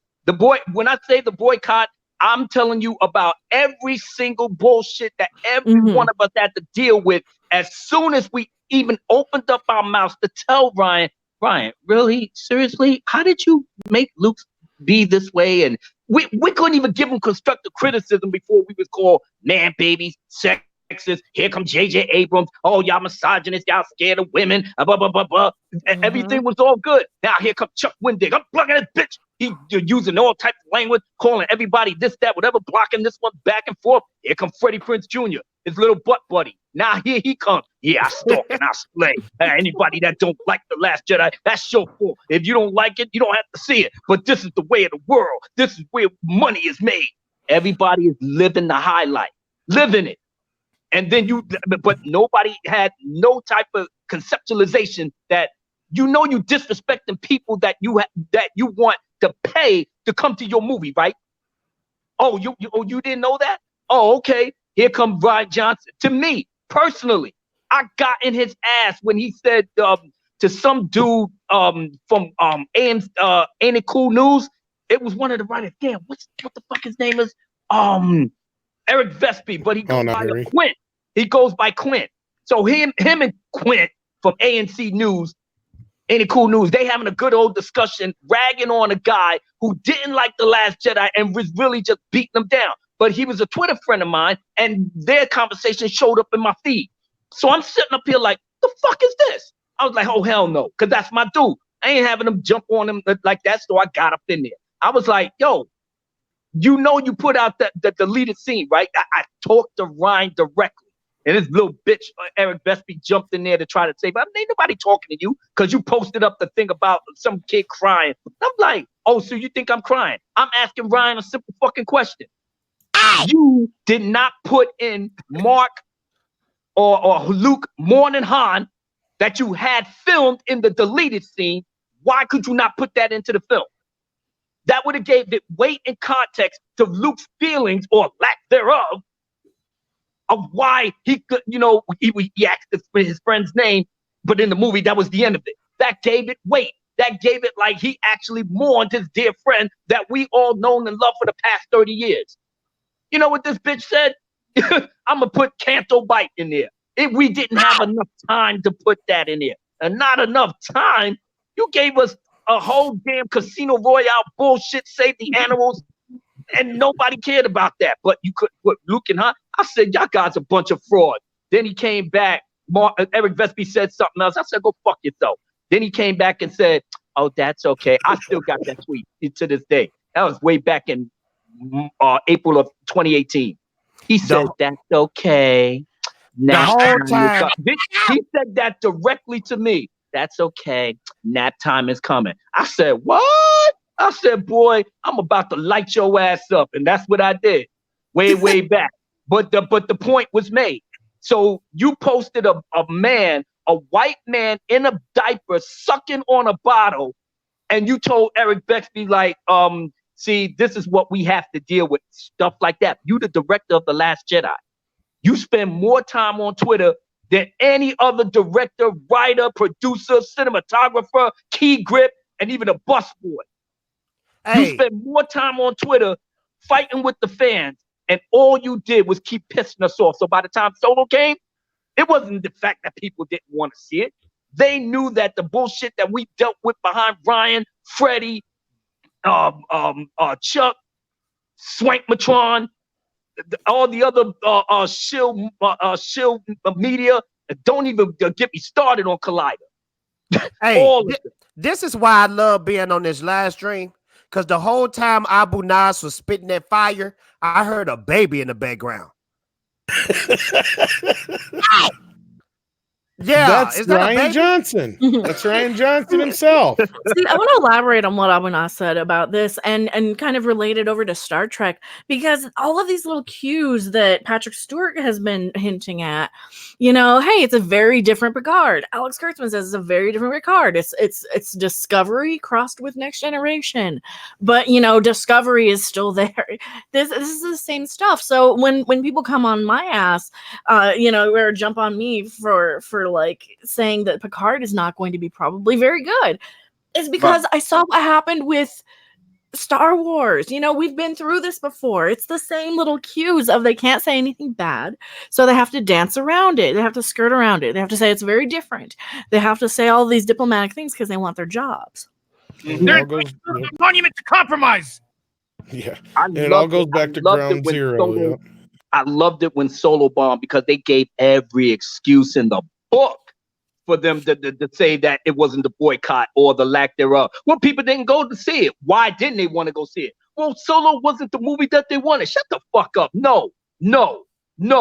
Because if The Last Jedi was universally praised, if The Last Jedi was the greatest cinematic masterpiece to ever be put on celluloid, y'all motherfuckers would have sat up there like, oh man, this was the greatest time to put out Solo 6 months after The Last Jedi because they was hungry for Star Wars. They really needed it. They wanted it. They can't get along without it. Yeah, you're not wrong, because Marvel's proved that. Yeah, Marvel's proved that. Look at fucking Captain Marvel. That's a prime example of how that happens. If the last movie's good, people will go see the next one. Yeah. Mm-hmm. And then on top of that, here come Collider. Now they really had to eat crow. I remember that lot, that stream, like it was today. Rorschach character. They sitting up there going back and forth. Whoa, I don't know what happened with Solo. I thought that everything was, and she said, well, people, they was posting up pictures. And now this chick is not a hardcore Star Wars fan. I'm letting you know this right now. She even said it a fucking self. She said, I'm not as hardcore as you guys there, but I like Star Wars. You know what? Don't even speak to me then. But you got that job because you was the pretty face. So I guess they had to have that quota on that. But I digress. But then again, Harloff was, and he let it be known that he's been shilling. Shilling hard. That was so sad, wasn't it, Tom? At least I give Harloff credit. At least he came out with it. But you know what? When he did that, it's like he took his soul out of his body and balled it up and just threw it in the trash. But shit, everybody and their mama knew what type of a shill he was. He finally just got jilted, like the jilted lover that he was. That was like somebody banging him out. You know what I'm saying? Smacking him up, calling him all types of sluts. You know what I'm saying? Do the deed. Now Harloff sleeping. And Disney creeping out the back door, grabbing the clothes. Like, yeah, I got to bounce out. We got a super chat. Yeah, we got a super chat here. Rob, Captain Hare once again. $5, Captain Hare. I demand a Palpatine Solo movie where he spends the whole time being delightfully evil, murdering, torturing, skipping to the screams of his enemies. Not bad. Okay. I'm on board. Yeah. Vader, have you finished piking those fucking rebels yet? I want to see the footage. You know, Captain Hare kind of looks like Palpatine. A little bit. No, that's what's his face from Whose line is it anyway? Yeah, I can't think of his name. What was it, Rob? Okay. Mockery. Oh, Jesse Miller at the Crow's Nest. I just woke up. What? No Bill Murray in Ghostbusters? Actually, I gotta correct you guys on that one. I think that's the only thing he has left, and he used that opportunity because they don't have Rick Moranis down yet to kind of be a little misdirective because he's a businessman. I think they have Bill Murray. Sigourney Weaver says they do. Ernie Hudson says they do. You almost gave me a heart attack. No, I think that they do. We point that out in the documentary too. But I wish Andre would have took it to a little bit more to that extreme. Yeah, like you're saying, is like I think it's more so they're hiding it. Like I said in our chit chat about because now people are gonna see that and be like, see, you guys said Bill Murray wasn't in it. You guys suck. You guys aren't credible. All I'm saying is, if no Bill Murray, that's like Family Matters without Steve Urkel. It's just not gonna work. It's not gonna work. Family Matters. You brought up family. You don't. Yeah, you brought up Family Matters. Steve. I know. Carl Winslow. Oh shit! But no, the Star Wars thing. You guys are right, and I love that whole rant there, Abu Nas. I don't care if it gets us demonetized at this point. No. It was worth it. It was worth it. I mean, because I put all the context of everything that I dealt with Rian Johnson personally and all the shit that I had to deal with behind it. And that just fueled me up to like, you know what? I'm the wrong one to be fucking with. Okay. And I went to war with all of them. And it all spilled over to everything that I've always believed in. I called it. I called it even before Solo came out. Shit, I was one of the YouTubers that spoiled the whole movie. Give a fuck. I ran that thing down to the dirt 2 weeks before it came out. I said, yeah, Woody betrayed Han. Yeah, Khaleesi. That was the girlfriend. They betrayed each other. Darth Maul was in the film. Chewie and Lando was doing their thing. And the Kessel Run was because of black hole. You're welcome. I saved you $25. all on that. Why? Because the premiere was a bunch of shit. The man, you had a movie called Solo, and the man who played Han Solo for damn near 40 years didn't even show up to the premiere. That's bad. That's real bad. Would have looked real bad had George Lucas not showed up, but he had to go for Ron Howard. You should have seen George. My man was not smiling for shit. He was not there to play no game. He was like, here come Kathleen Kennedy. She was in a hidey hole for like a minute. Now she came up for air, go to the Solo premiere. You should have seen the group picture. George Lucas was in one ear, that bitch was on the other end. he didn't want to have no dealings with her whatsoever. I mean, if George Lucas didn't want to be around her, y'all should have did the math right there. But as it stood, they went through the premiere, Solo bomb, here come Perry Nemiroff. Well, Abu Nas. Yeah. man, I'm gonna tell you, when I went to the Solo movie, when it was over, I looked around. I made sure I looked around. I said it real low at first. I said, I wasted 2 hours of my life. A lot of people did. Then I got up from my chair and I got a little lighter. I said, I wasted 2 hours of my life. And then I pointed at the screen. I said, I wasted 2 hours of my life. Perry Marinoff said it herself. She said, well, the people didn't come through, but I think it wasn't so much the boycott, but she lied. It was. But she did say, but I do think that they had something to do with that. Yeah, you think? You think Ryan Johnson, think Chuck, think Freddie Prinze, Swank Matron, the other bootlicking bastards, and your own Collider staff. Thanks a lot. Because you really pissed off the paying customers enough to say we keeping our money in our pocket. We went through the gauntlet between February and when it came out in June, and then they made the excuse. Oh well, it was Avengers Infinity War and Deadpool. I wanted to smack the shit out of him. I was like, dude, Avengers got pushed back in April. That gave you enough room because they already made their cash. Deadpool came out the week before you. So you're a Star Wars movie. That was the brand. The brand name was supposed to carry. It didn't. Now you got Jumanji going up against Episode 9. Nobody's not scared of the franchise no more. Remember the good old days when a Star Wars movie was put out and every other studio said, fuck that. I'm not committing. No suicide. Well, that's what I brought up the other day was like funny as hell was like Solo didn't even have any competition and it still bombed. Yeah. Ooh. Yeah.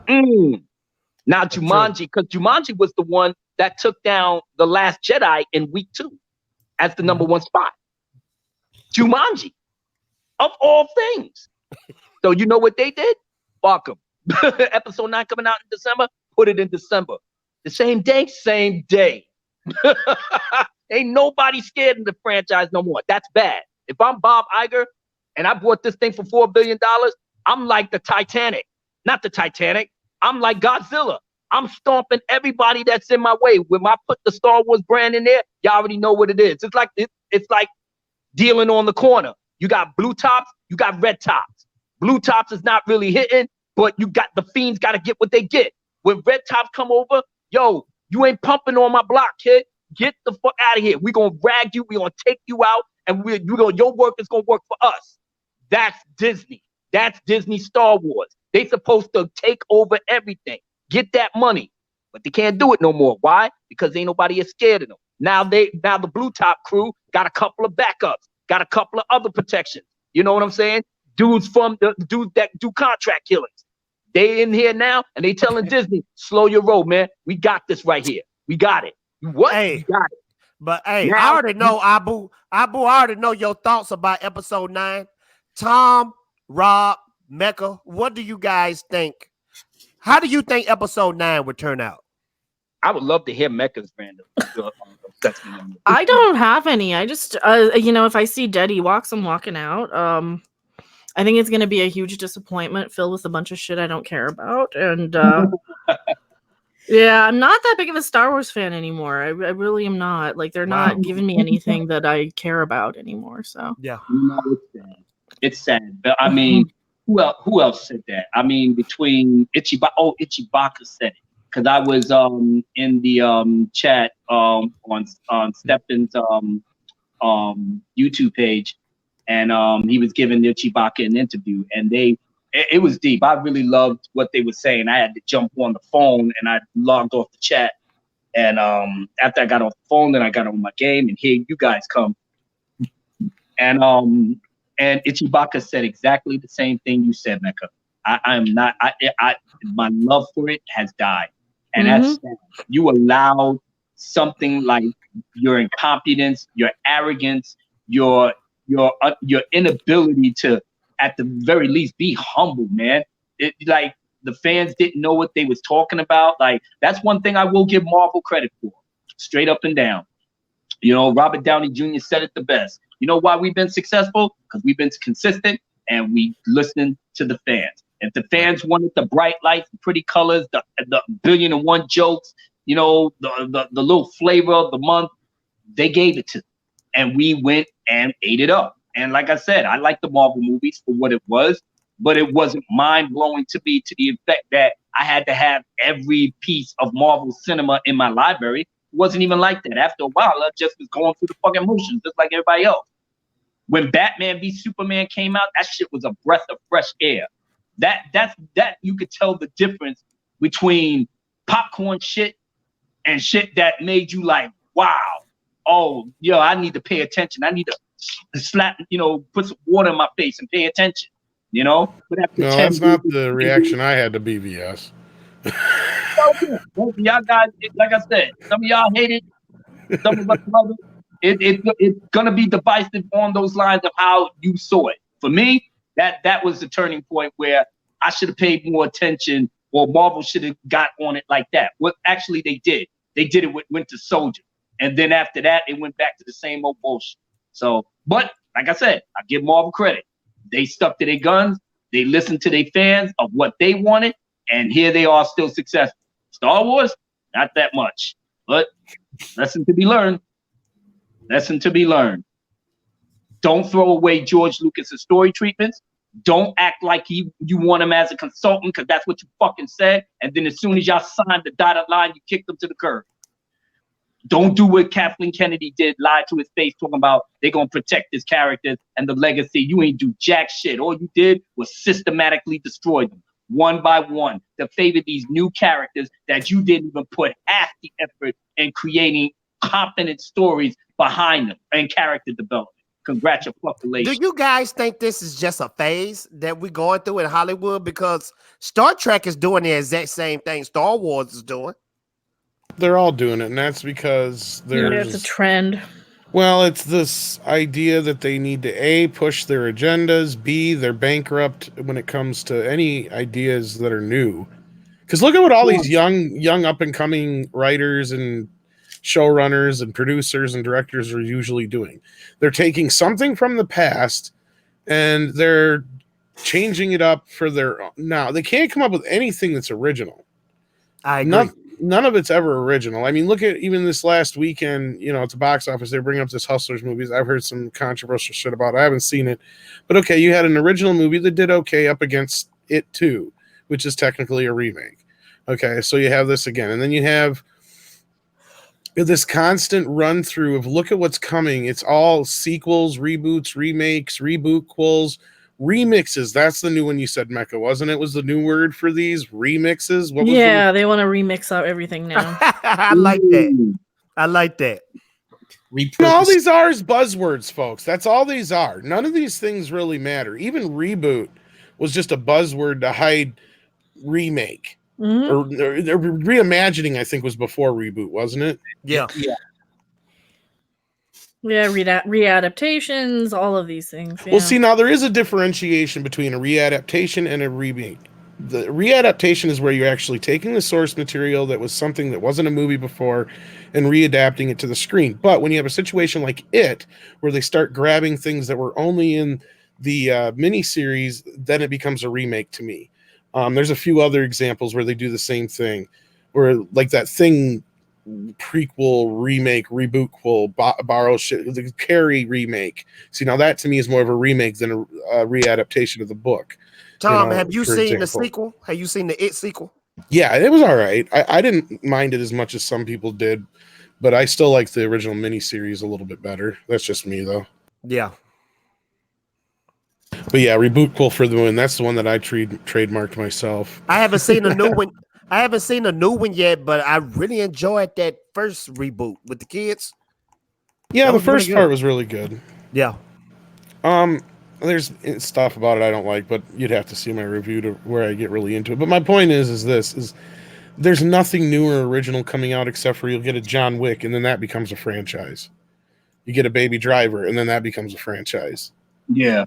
It's like everything that is a hit that isn't a franchise already automatically franchise. And it used to be like you very rarely would you ever have a situation like Back to the Future was the only time between that and Lord of the Rings where they filmed movies back to back like that.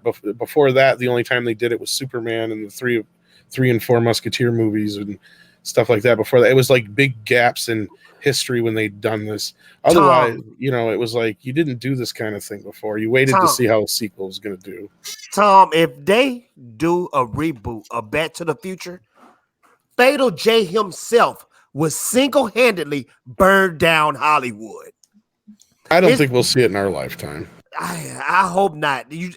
Some things is just too sacred to touch. I think Bob Gale and Robert Zemeckis have got it pretty locked down. That's why we haven't seen a release of the original version of Star Wars, because don't think Disney wouldn't put it out tomorrow if they know it would make money. Yeah. George Lucas is stopping that. I guarantee it. I know George pretty much regret every decision he made with Disney at this point. Well, here's the thing. I got it from a very good source that George just wanted to give Star Wars to Disney. He didn't give a shit anymore. I mean, I know people want to put him up on a pedestal and like he's like the savior. But he really has not been that interested in Star Wars since before the prequels. Like, I really truly think that he did those more out of obligation and to show off ILM. I don't say that as a joke when I'm goofing around and talking about it. Wow. Like, I really don't think he genuinely doesn't have the love for the franchise that people think he does. And I think the prequels showed that. Like, he doesn't pay enough attention to his own shit. Sound like he's just a businessman at the end of the day. He is kind of, and that's the thing. And that's what ruined his marriage. That's what's ruined a lot of his friendships. He's a very cold individual. In fact, cold fish was a word that's been used to describe him by his friends. So, I mean, he seems like a very secluded individual who has gotten to a point, and I'm not just saying this for my own, people around him have said this, to where he's pushed away people who would give him any kind of opinion that would go against his, to the point where he's surrounded by yes men. See, that sucks, though. Why would you want to be around people to kiss your butt? You can't. Well, that's how the prequels happened.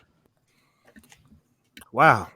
Well, I have a difference of opinion on that, but if your source says what it is, like I said, if we was there, and if he was there with George in every aspect of his life, then maybe. Let's just say that this source is very close to George, and they said flat out George wanted to give away Star Wars, but he couldn't because of the taxes. Like, he wanted to give it to Disney. Well, that's a shame if that's the case. I can't believe that if somebody created something like this, that they have, because you have to have a certain type of love for it to actually put it together. So I don't care what nobody says. If you're a creator and you created something. Here's the thing. Have you guys ever seen the video how Star Wars was saved in the edit? No, sir, but I want to see it. Check that video out. I highly recommend it, because it will open your eyes a little bit. And I'm not trying to get people to hate Lucas, but I don't think he's the savior that everybody thinks he is. But if he's not, then nobody is. So at this point, there may not be one. No, the only person who might take Star Wars seriously would be like Jon Favreau or Steven Spielberg would be about it. No, but by default, he is. Because if he was really disingenuous, it's almost like a self-fulfilling prophecy. You don't think that you have it in you to do X, Y, and Z, but inadvertently you did it anyway. He still changed the face of cinema, regardless whether his heart was in it or not. And people was inspired by him, regardless whether he wanted them to be or not. You know, I don't believe that no creator, because I'm a creator. I'm a creator. There's nothing in it that if you create something, that's a part of you that you brought in your head, that you let out for other people to see, that whether they like it or not, you know, gets inspired by it. I know he got burned by a lot of the things that the prequels haters was doing and such and so forth. And granted, maybe that did take the wind out of the sail. Abu, let me ask you a question. And you know, you my brother, I love you dearly. This is hypothetical. Do you think that since he sold it to Disney, he lost that love for his baby? Do you think that's the case?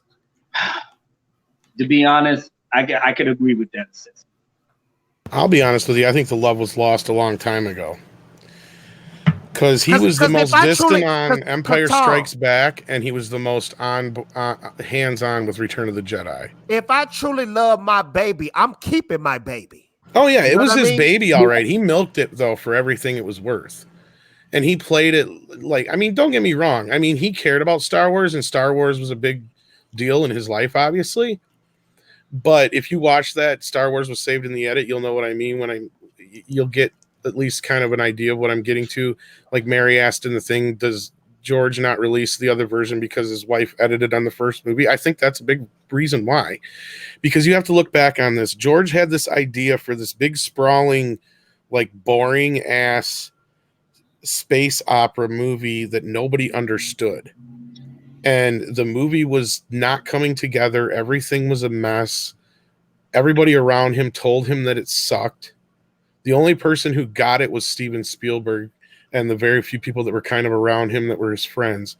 Yeah. And in the edit, it was saved. That movie was saved in the edit. Like, there's a lot of shit that was done in that edit that's not in the original script, that wasn't meant to be there, that was put there by editing. And his wife was a big part of that. And who's the other guy, Rob, that was the other editor on that? I can't think of his name now. Paul Hirsch. Paul Hirsch. He had to be taken to the hospital because, like I said, he nearly had a heart attack behind. Yeah, he had an anxiety attack midway through the production, and then he got back. I think it was either before or after he got back to the U.S. and found out that all the effects they had done weren't working. See, George became more obsessed with like the effects and stuff like that, and he wasn't concerned with how the story was flowing.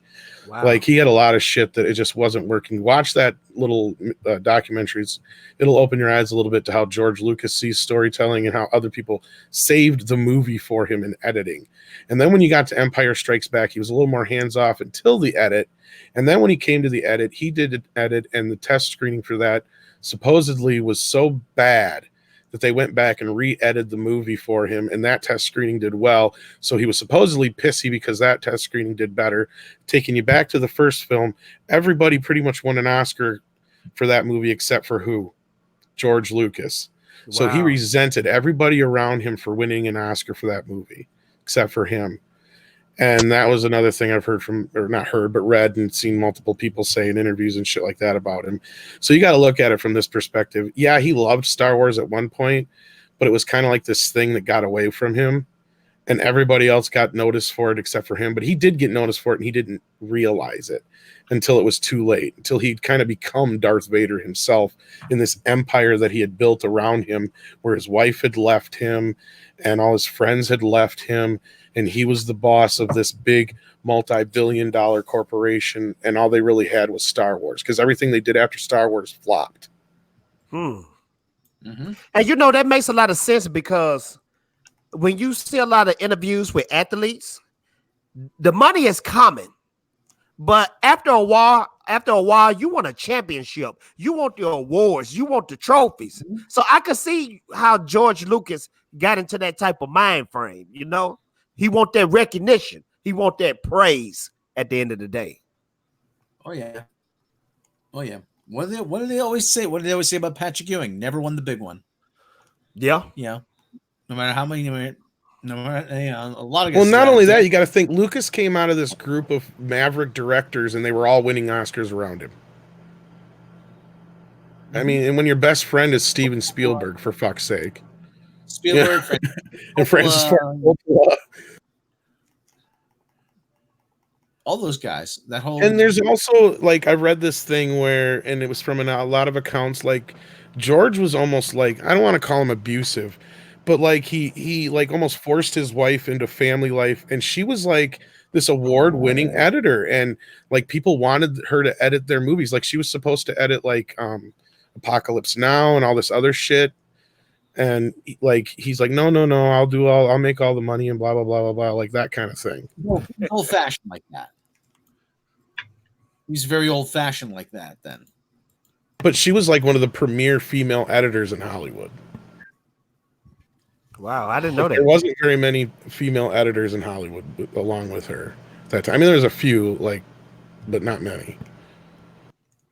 And they were like talking to her like to direct and shit, and she had to turn it all down and all that crap. But... Wow. Yeah, I mean, it's a fucked up situation, and he sees it as like he sees it as she cheated on him though, because he left her for another. She left him for another guy, I guess. But I don't know. Wow. Well, they put a whole new spin on Huh? I mean, we don't know exactly what happened in their home Well, life. that's the thing, is he got so distant during Return of the Jedi and everything like that. And that was the thing. It was like, well, just let me finish this. Just let me finish this. And I guess it went from like they took a vacation every year after every of the Star Wars movies, and they were supposed to take 2 vacations every year. They weren't filming a movie in between, because there was 3 years in between each Star Wars movie. That by the time they got to Return of the Jedi, they had quit taking vacations altogether. Like, that really started bothering her. Like, and they had adopted a kid because he couldn't conceive a child with her and all this other shit. So that really bothered him and all this other crap. And yeah, it was just this big whole thing. Like, there's this whole book about it. He's guilty of being human, and he has issues like everybody else. Oh yeah. So I think that Star Wars just became this thing that he kind of almost resented by the end. So he just wanted to be rid of it. But now it's kind of come back to where I think he's getting off a little bit on people like, come save Star Wars.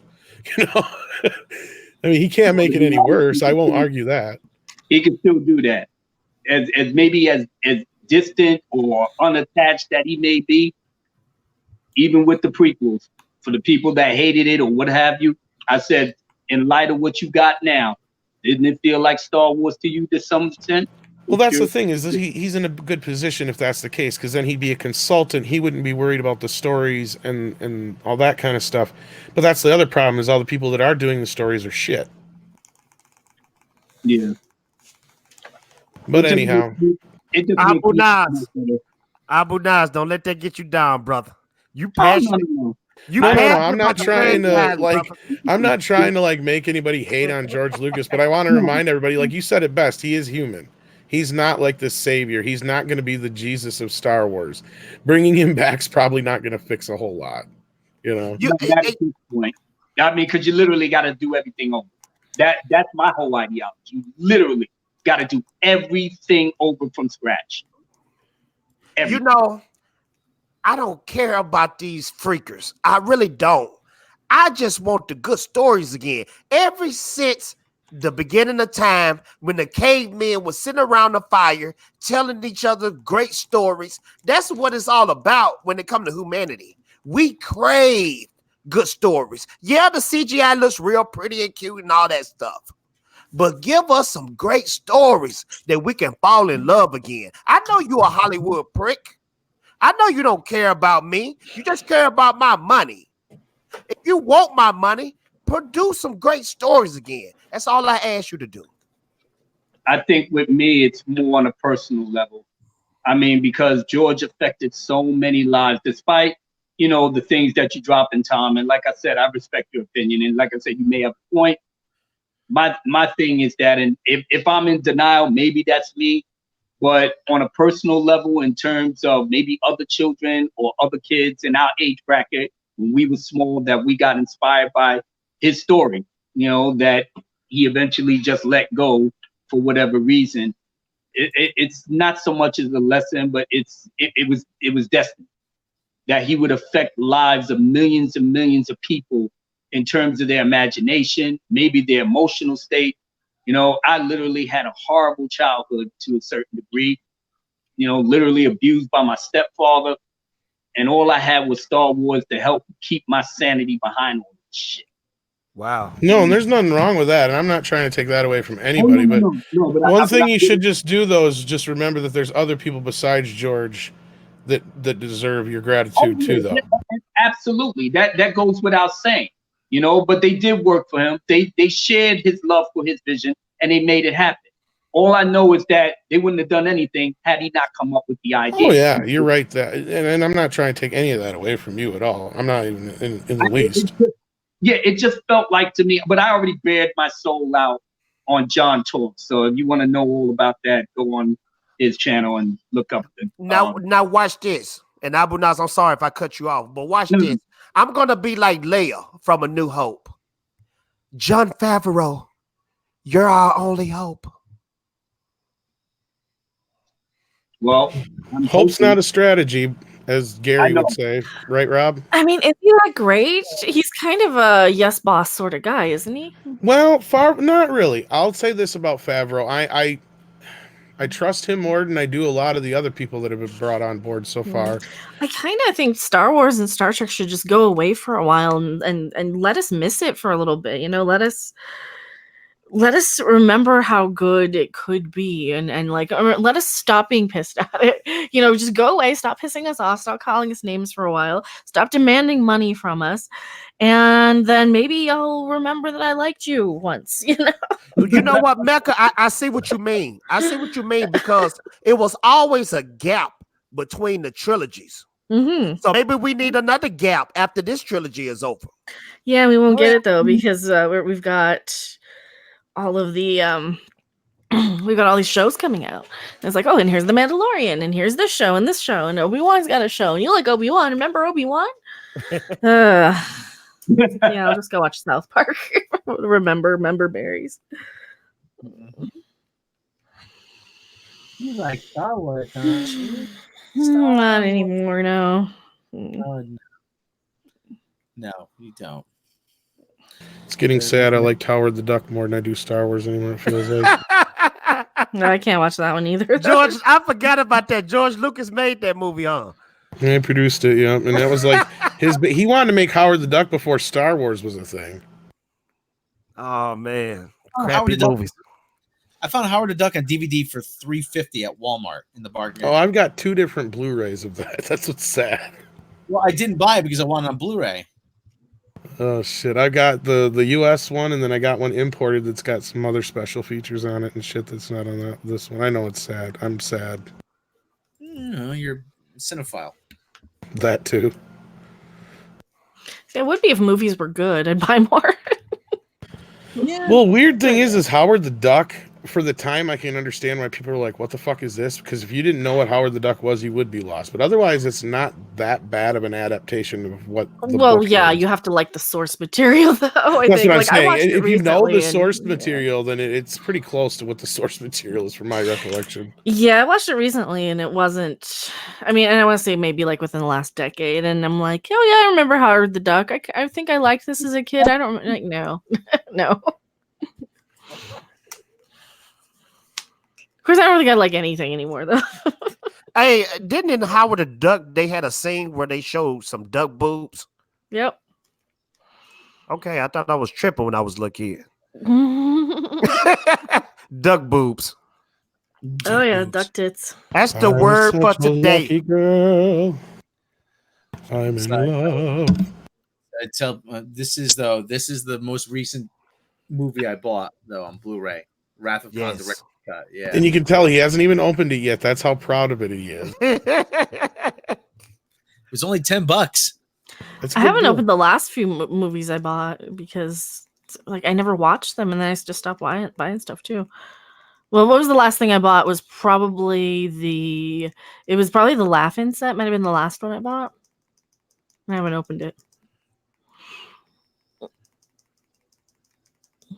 Was there anything else to yak about tonight, guys, or is that a good enough one to put a cork in? I don't know. Hearing Abu Nas go on that epic rant. And like I said, everybody, I think you made Rob jealous. I didn't. Rob? I'm gonna say something real quick, and I don't want y'all to shoot me for it. Y'all probably gonna shoot me for it. This panel is gonna shoot me for it. This chat is gonna shoot me for it. But when Rob held up that DVD of Wrath of Khan, it made me think. You know what my favorite Star Trek movie is? What? Dun dun dun. First Contact. Oh, that's not the no. Don't worry, you're not gonna shoot for it. I like that one. I love that movie. It's a good one. I like that one. It feels like an extended episode of TNG, but it's still a good movie. Matter of fact, since we're in this Star Trek aura type of thing, I'm gonna put on my tube socks. Gonna put on my tidy whities. Gonna get my big spoon, my big bowl of cereal, my Captain Crunch, and I'm gonna sit down and watch that movie. Because all this talk about Star Trek going under and Star Wars going under, it's depressing. Can y'all stop depressing me? Jeez. It is depressing. It really is. I'm like that Native American dude when you throw trash on the ground and that one little tear go down his face. That's me when y'all talk like that. That one little tear come down my face. Stop it. Well, that's what they're doing. They're defiling our modern myths. That's they destroying us. They destroying our souls. They just chipping away. Mm-hmm. I'm sick of you. I'm sick of these suits. Well, after I burned down episode 9, I'm pretty much done myself. Like I said, I got episodes 1 through 6. I got the 2 Clone Wars. I got Rogue One, and I got the EU, the original expanded universe before the Disney sale. I'm pretty much 50 years old at this point, so I'm good. Yeah, Robert Meyer Burnett said, "Do stop calling it Disney Star Wars," and I said. But there's a clear divide. Yeah, there's a clear demarcation line. And that demarcation line isn't when they bought it, it's when they said the EU is no longer canon. Right. And they said it emphatically too, but yet they just can't help themselves dipping into the EU pool to pick out what they want to cherry pick to put as canon. Thrawn was the greatest example of that. Oh yeah. Oh yeah. EU was not canon, and y'all didn't want nothing to do with it. Why in the world are you dipping in there to get Thrawn? Nah, we saw what that was. You just wanted to have it open-ended so you could do what you wanted to do. All those creators, all those people that put their heart and soul into making the books that really kept the fandom alive. Abu, this is the best way I can describe it, okay? You was in a relationship. You was that boyfriend who didn't appreciate his pretty girlfriend. Never thought the girlfriend would ever leave him. Then that one day, she got sick of your mess and she left. Now, you as the boyfriend, your world is destroyed. So you're doing everything to get her back. Flowers, chocolate candy, even bringing the oil so you can rub it all over your body and get freaky with her. But she's not having it anymore. Yeah. Okay? That's us, the fans. We're not having it anymore. Fix this crap. Get your life together, and I might take you back. You know, it's so funny. A lot of that you said in terms of me wasn't true. There are very, very few women that can hold my heart like that. I don't play around. You know, you act hostile. After I smashed it, you basically on borrowed time. So if you get on my nerves enough, you gotta go. Because I already got the Wong Masters on standby. I did that shit when I was 12 all the way up until. It's street life, homie. That's it. It's all it is. When a woman really touch a man's heart, she'll know it. Because if you put up with my bullshit, and believe me, I gets on my bullshit all the time. You leave, and then you try to explain yourself. Listen, you got your own life. I got my own life. If you know we gonna build something together, you stay with that shit. But you got to know who the man that you're dealing with when you first come in. But a lot of us don't be honest with that because we too much ready to try to smash and grab it outside of talking this shit out. If a woman knows what type of a personality that you have, she got to make one or two things. She's either going to go with the bad boy or she needs to stay her ground and find some dude that she can mold and love and go through all of this. Like I said, man, the sex is real tricky. But that's one of the things that these young kids going around here nowadays with the identity politics and the sexual identities and all of that.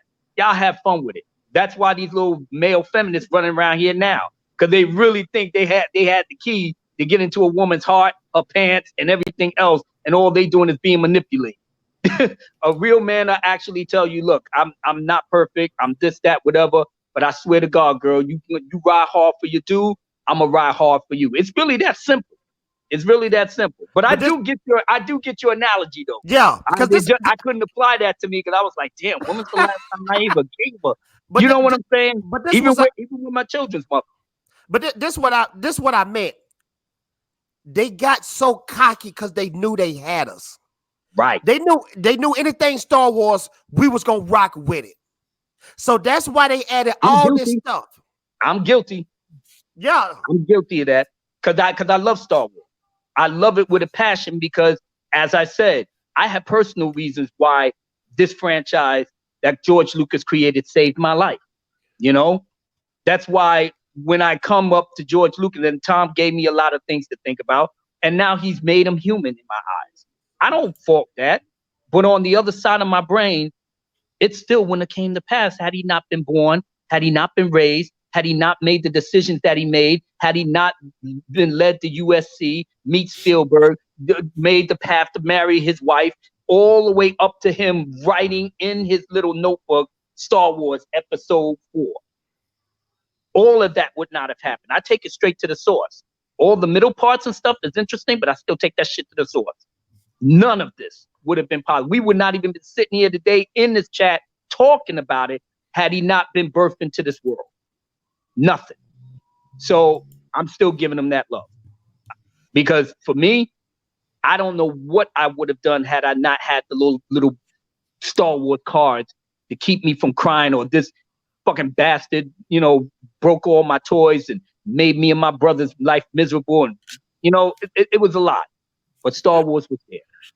And I swear to God, I wish I could fight this thing. Ichibaka said I'm done. Mecca Random says she's done. A lot of other people saying he's done. And I feel like I know I'm done, but deep in my heart, I still want to have what I want. I wanted to see Luke Skywalker, my hero, my childhood hero, shine. So I could feel like, you know what I'm saying? I could feel like all the bullshit that I went through my entire life, through the streets, through all types of nonsense that I got into that I was lucky I get locked up for. All of that, women, money, everything. Abu Nas, that little we Star Wars junkies. I'm telling you, it's deep, man. This shit is deep. Abu, we Star Wars junkies, bro. It's bad. It's bad, but we can't shake this habit. We need rehab. We can't shake it, but we gonna go back. You know we gonna go back, Abu. Abu, we going back. I don't know. Just admit it. Admit that you're a junkie. If the Mandalorian pans out like I secretly hope it will pan out, but I already made the video. I said, don't get it twisted, fucked up, or confused. It's a trailer. Calm down. Y'all didn't see the episode. Y'all don't know how this shit is going to pan out. Same thing with Obi-Wan. Y'all ain't even start filming the thing yet. And everybody is just weak in the knees. No, just calm down. Watch and see. Watch and see what happens. That's because it's part of the Star Wars. Stupid. Well, this is part of the Star Wars apology tour, and yeah, I'm one of those who wasn't as awe-inspired by the Mandalorian because I just wasn't that big of a fan of Boba Fett to begin with. Granted, wow, seriously, because of Jon Favreau, though, that trailer looks amazing, and I'm just sitting here thinking, why wasn't he directing The Force Awakens and all this shit from the beginning? Yes, would have done a hell of a lot better job. This is the guy that made Iron Man, right, Rob? I know you know what I'm talking about there. Shit, the MCU wouldn't be the MCU if it wasn't for Jon Favreau. Y'all should be not talking about Feige like he got. Y'all should push that little knucklehead beanbag motherfucker to the side. Well, I won't take anything away from Feige, but a lot needs to be given to like people like Jon Favreau and Joe Johnston for Captain America, the first movie. Rob and I are ones that always sing the praise of that movie. Low key, Tom, I was digging Captain America: First Avenger. It was on the wholesome, corny side, but it still told a good story. And like I said, I could sit with my kids and watch that. You know, it was one of the few of those movies, especially of the early Marvel movies, that felt like a classic movie that we used to see in Hollywood. I was thinking about. Thank you, Tom. That was the word. It looked like a classic from the old days. Like they paid homage to the 40s in which that story was told. Or am I reading too much into it? No. I mean, I would say even whether it be that era, I was thinking more like it would be like just like if we had a Captain America movie in the 70s that really paid respect to the character. That's kind of what it felt like to me, like 70s era kind of almost. I don't know if Rob knows what I'm talking about, but yeah, I know what you're talking about. The hero's journey. It feels like it could have dropped right after Superman the movie. Exactly. Yeah. That's a good analogy. Yeah, well, it's made by Joe Johnston, guy who, and he actually deliberately made it look like Raiders of the Lost Ark, modern yet of its time. I can see that. Me too. He said he wanted to make it look like the 1940s, but he still wanted to make it look as if it was modern. Yeah. Yeah, frack off, Felger Crab. I do know we did have the really terrible Captain America in the 70s. We had that equally terrible one in the 90s. Oh yeah, the one with the puffy suit. Yeah, the one with the fake ears. Yeah. And where the kids supposedly seen him on the rocket, Ned Beatty or whatever. Or not Ned. Yeah, was it? Yeah, it was him, wasn't it? Guy's friend. Yeah, it is. It's I got that on fucking Blu-ray too. Jesus Christ. Tom, I just followed you. I'm sorry, I didn't mean to cut you off. I just followed you on Twitter, bro. No problem. The kid grows up to be president, and his buddy turns out to be Ned Beatty, who's a journalist. And they're riding in the truck. Remember, he picks him up and he sees Volkswagen and he thinks the Germans won the war. Oh, that's right, because Ronnie Cox is in it too. I totally spaced that shit out. And who is the guy playing fucking Cap America? Some famous actor's kid or something, isn't it? And it's like one of the only things he ever did. I don't know. I know Captain America 1990. I'm not gonna lie. I saw that as a kid and I liked it. As a kid, I loved the shit out of that fucking movie. And then I saw it as an adult. I'm like, what the fuck? Tom, it wasn't nothing like it back then. That's why we liked it. Yeah. You know what I mean? Oh, yeah. Matt Salinger. And y'all can shoot me for this one too. I don't care. I like that Nick Fury from back in the day too. With your boy David Hasselhoff. Oh, yeah, I liked it. He a couple of those, didn't he? I can't remember, but I remember as a little kid I saw that Nick Fury.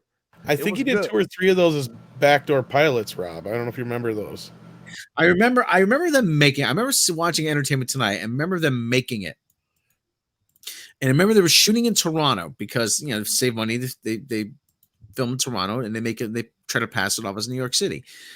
And one of the stories they told was they needed to dirty it up a bit, so they went to the store. They got some spray painted some graffiti.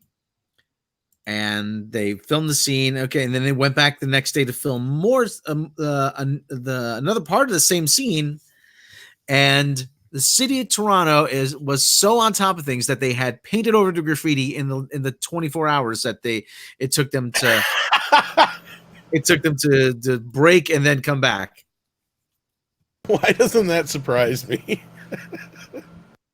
Oh no, they defaced the building, eh? We got to paint this over. Fix that, eh? Hosers. Jesus, look at this. Look at this mess, eh? What is it about? What is it about those Americans? They got to be spray painted. They're hoodlums.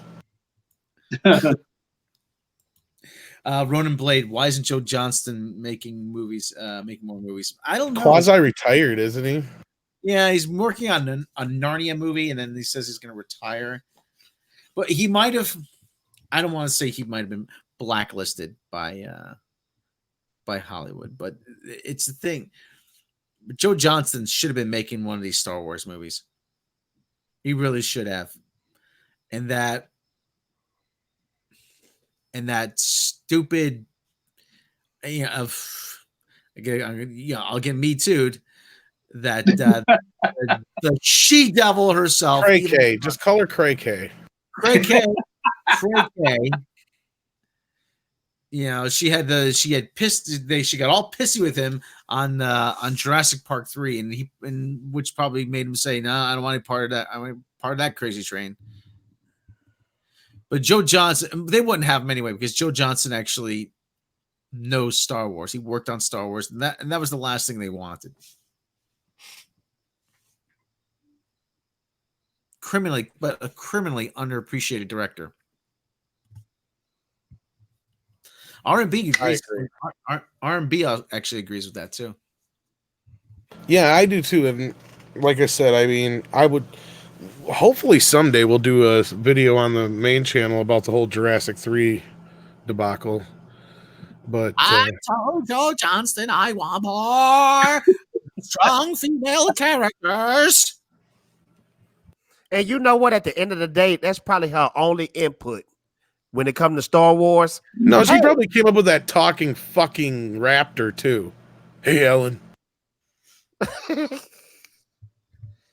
Make sure you put a talking raptor. Make sure you put it. The raptor has to talk. He's been like, I can't put a talking fucking raptor in this thing.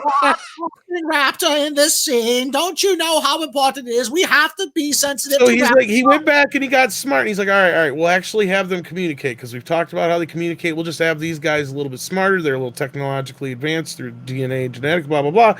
You know, they're like hooting and hollering at each other and they talk to each other. But she's like, no. I actually want a scene. The kids will love it. Where you see the dinosaur puppet talking. They he goes, hi, Alan. They actually talk though. They fucking talk to each other. Yes. They say, hey Herbie, how's it? Hey Herbie. Oh fuck! It's hard to explain. Okay, in the movie itself, you know how Dr. Alan Grant, if you've seen the first movie, he talks about how, and it's true that the Raptors had such an advanced cavity for their vocal whatever that range that they figure they probably communicated with each other through different sounds and other things like that, almost like a quasi language. So like they amp that up in part 3 where these ones that have been genetically enhanced can actually communicate and coordinate better, kind of leading to the ones that we get in Jurassic World that Chris Pratt trains, to where those all kind of communicate too. Well, Alan Grant ends up having this dream on the plane where one's actually sitting there and talking to him real quick. and like plain like English. And it's like, what the fuck, dude? It's trippy, stupid shit. So it's like, it's one of those things where it feels like one of those scenes where some producer forced it upon him at some point so they could just put it in the trailer. The only thing that Raptor have on his mind, even if it could communicate, is I'm supposed to rip your freaking face off. Come on, boys, we're having dinner tonight. That's why I love the second Jurassic Park. That's one of the main reasons is that one scene with the raptors where all those people are running through the tall grass and Spielberg does that high angle and all you see is the grass falling down in the trails, knowing that that's the raptors coming after the people. Yeah. That's fucking trippy. I love that. That is just like one of the best shots in history. I just found that scene actually with the talking about. Yeah, he's having a dream on the plane. Yeah. That's dumb. Oh, yeah. It's like something John Peters would come up. Thank you, Frack off, Felker crap. You want to know why you got to have raptors talking this? Because raptors are the most brutal killers in the dinosaur world. That's why they know how to communicate. Oh boy, they don't. But you know. We're ruined by Hollywood studio executives, though. How many movies? What y'all call her? Cray K? Cray-K. My mind is... I'm getting a phone call. Okay, bro. No problem, Abinas. We're gonna have to wrap it up here soon anyway. But yeah, go ahead. Sorry, Jay. Real quick, because I know y'all wrapping it up. My mind is still blown though. After all the stuff she did, one thing still boggles my mind. Okay, I'm back. The female is forced. What the freak does that mean? No, I guess that had something to do with Nike, didn't it, Rob? Technically, yeah, that was a Nike thing, and she kind of appropriated it, which proves again that she can't do anything original. Right. It was like they doubled down on it after it was like, wait a minute, we see this. You're just trying to, make every character female in this, and all the guys stupid. It's like Ghostbusters 2016 all over again, just Star Wars edition. Tom, we're not supposed to mention that. Because when you mention that, an angel loses his wings. Really? We got to be real careful when we use it. It's a curse. Mecca, you better check on that tonight on Creepy Book for me. On what? When you're on High Strangeness, ask if every time I mention Ghostbusters 2016, if an angel loses its wings. I don't know. I don't think that's a thing, but Rod just gave a few back. So we're good on that. Speaking of, I think we might as well put a cork in it. We've been going for 2 hours. Yeah, I wanted to thank you, Tom, for inviting me to your channel, brother. Like I said, hopefully I didn't overstay my welcome. Oh, no, you're fine. Abunas, since you're actually talking, why don't you tell everybody a little bit about yourself, where they can find you and all that stuff? Just real quickly. Abu Nas, I've been pretty much around since January of 2018. I am proud to be called one of the elders or the OG members of the Phantom Menace community, especially when this whole thing with The Last Jedi jumped off. Have a dedicated channel more for Star Wars than anything, but DCEU is my second love, and gaming and a little bit of comics. Well, from the ones that I collected when I was much younger. You know, I don't know too much about a lot of the comics of nowadays, especially with comic skates and all of that. But I can see that comic books wasn't, you know, or hasn't been like they used to be back in the 70s and early 80s when we was coming up, you know. But yeah, I try to entertain, but at the same time, I give you my views and my opinions on certain things. And it, you know, I'm not everybody's cup of tea. That I can definitely make plain. But I am a type of person that if I love you and if I respect you, I rise hard for you and your family. And that's about it. So come check me out. I'm on YouTube and I'm on Twitter. Hopefully we can, you know, have a meeting of the minds, be best of friends. But if some of my haters is lurking about, I know who you bastards are. I keep telling you, you're barking up the wrong tree. So keep pressing yourself. You're gonna get your ass scarred. And after that, that's about it. All right, Fatal J, tell them where they can find you. Look here. First off, I want to say, Tom, thank you for inviting me again. Anytime you invite me, brother, I'm dropping everything. I don't care if I got a newborn baby in my hand. No, well, I would hope that at least is the line. I'm just kidding. I'm just kidding. But seriously, Tom, Rob, Mecca, y'all think I'm playing, and I don't use this word a lot, but I promise you, I'm a fan of your content. You guys bring that heat like CNN when it comes to pop culture and movies, Star Wars, Star Trek.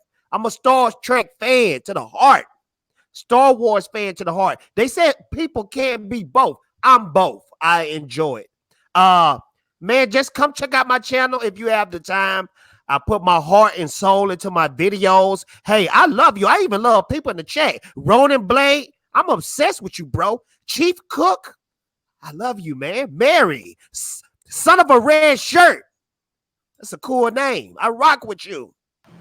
Okay? Oh, son of a red shirt. I'm sorry. That means he's going to die. Well, no, that means he lost a parent anyway. Yeah. Basically, what I'm saying is this, guys.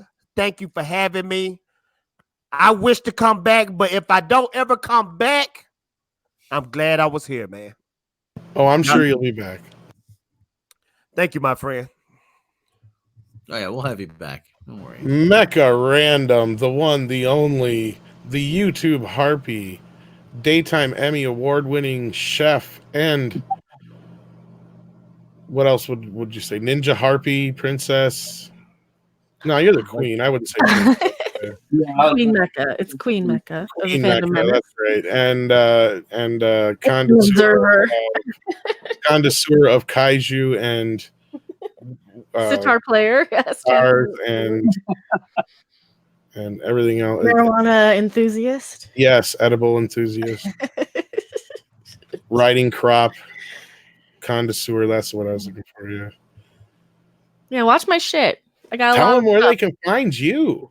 But yeah, look for the redhead with the riding crop and go watch my videos, all of them. Just play them all day long in a loop. Just leave the browser open and play them. Play them for your pets. Your pets might like my stuff. Just grab a playlist and play it. Not the Mary Sue ones; those tend to not be monetized. Just yes, if you haven't figured it out, we're all combating the algorithm again. Yes. Watch my stuff. Watch all of my stuff. Watch your stuff. Let's grab a playlist and go. So yes, do check out Mecha's channel. She's got a plethora of things for you to watch, where it's a lot of fun stuff there, not just like news or anything, because she's not really a news place, but she has a lot of opinions. Yeah, tell me what I think. And she likes to break writing crops, and we scared Rob away. I didn't mean to break the riding crop. You didn't mean to break the riding crop, but it still happened. That's Zoe Quinn's fault. Okay, And she's such a it horrible may person. be Zoe Quinn's fault, but it was for a good reason and a good cause. So you should have a funeral for it. Oh, a funeral for Zoe Quinn. Yeah, well, you didn't say that out loud. I found a laser gun. So. What the hell was that? I found a laser gun. I didn't know I had. Is that like one of those little laser guns from when we were like kids and shit? Yeah, I got Oh my God. I found them. No shit. Rob hit the wrong button, didn't you? Oh, those are awesome. They're loud as shit. Okay, shut up now. Yeah, they are loud, but those are cool as shit because those are like things we have when we were kids. My browser crashed on me. So Rob, the voice of Midnight's Edge, sir. Why don't you tell them where else they can find you besides Midnight's Edge and Midnight's Edge After Dark, and take us out? You can find me at Midnight's Edge After Dark, my own channel, Robot Shlomo. You can find me just lurking around, lurking around the bar on Saturday night. Kind of just kicking back, having a drink. So I thought they kicked you out for being a pervert. He crashes mecha yeah, they did. too quite a lot. Yeah, he does crash my mecha streams quite often. He's probably going to be interrupting some videos this weekend too. Yeah, well, I'm going into witness protection. So as they say. Where is that? We don't know. It's a closely guarded secret. If there's okay, Carl. There's I've been Carl Winslow. I don't have the gun sound effects up. So. Why'd you do it, Steve? Yeah. Sounded just like you. Steve, you all fucked up. You all fucked up. All right, everybody. You look like Swiss cheese. I want shot me, girl. Okay, everybody. Thanks for joining us. Abu Nas he dropped out. He dropped out. I don't know if he understood the Well, we'll have him back. Of course. Yeah. Oh, there he is. He just must have hit the wrong button or had a phone call or something. Here he is. He's back. Yeah, I'm sorry about that. I was trying to grab my phone from the plug. No worries. We figured we scared you off with the whole Carl Winslow thing. But anyway. Take us away, Rob. All right, everybody. For Abu Nas, for myself, for Mecha Random, for Fatal J, for Tom Connors, thank you, everybody, for joining us. Thank you to the super chatters. Thank you for everybody in chat. Thank you to everyone listening around the world. We will catch you next time. I'm Krispy Kreme McDonald's. Ahmed Al-Pola Abdul Al-Pol Anka Al-Kasi Kasim bin Shakira. No, sir. Y'all come back now, you hear? I like big Asian butts, and I cannot lie.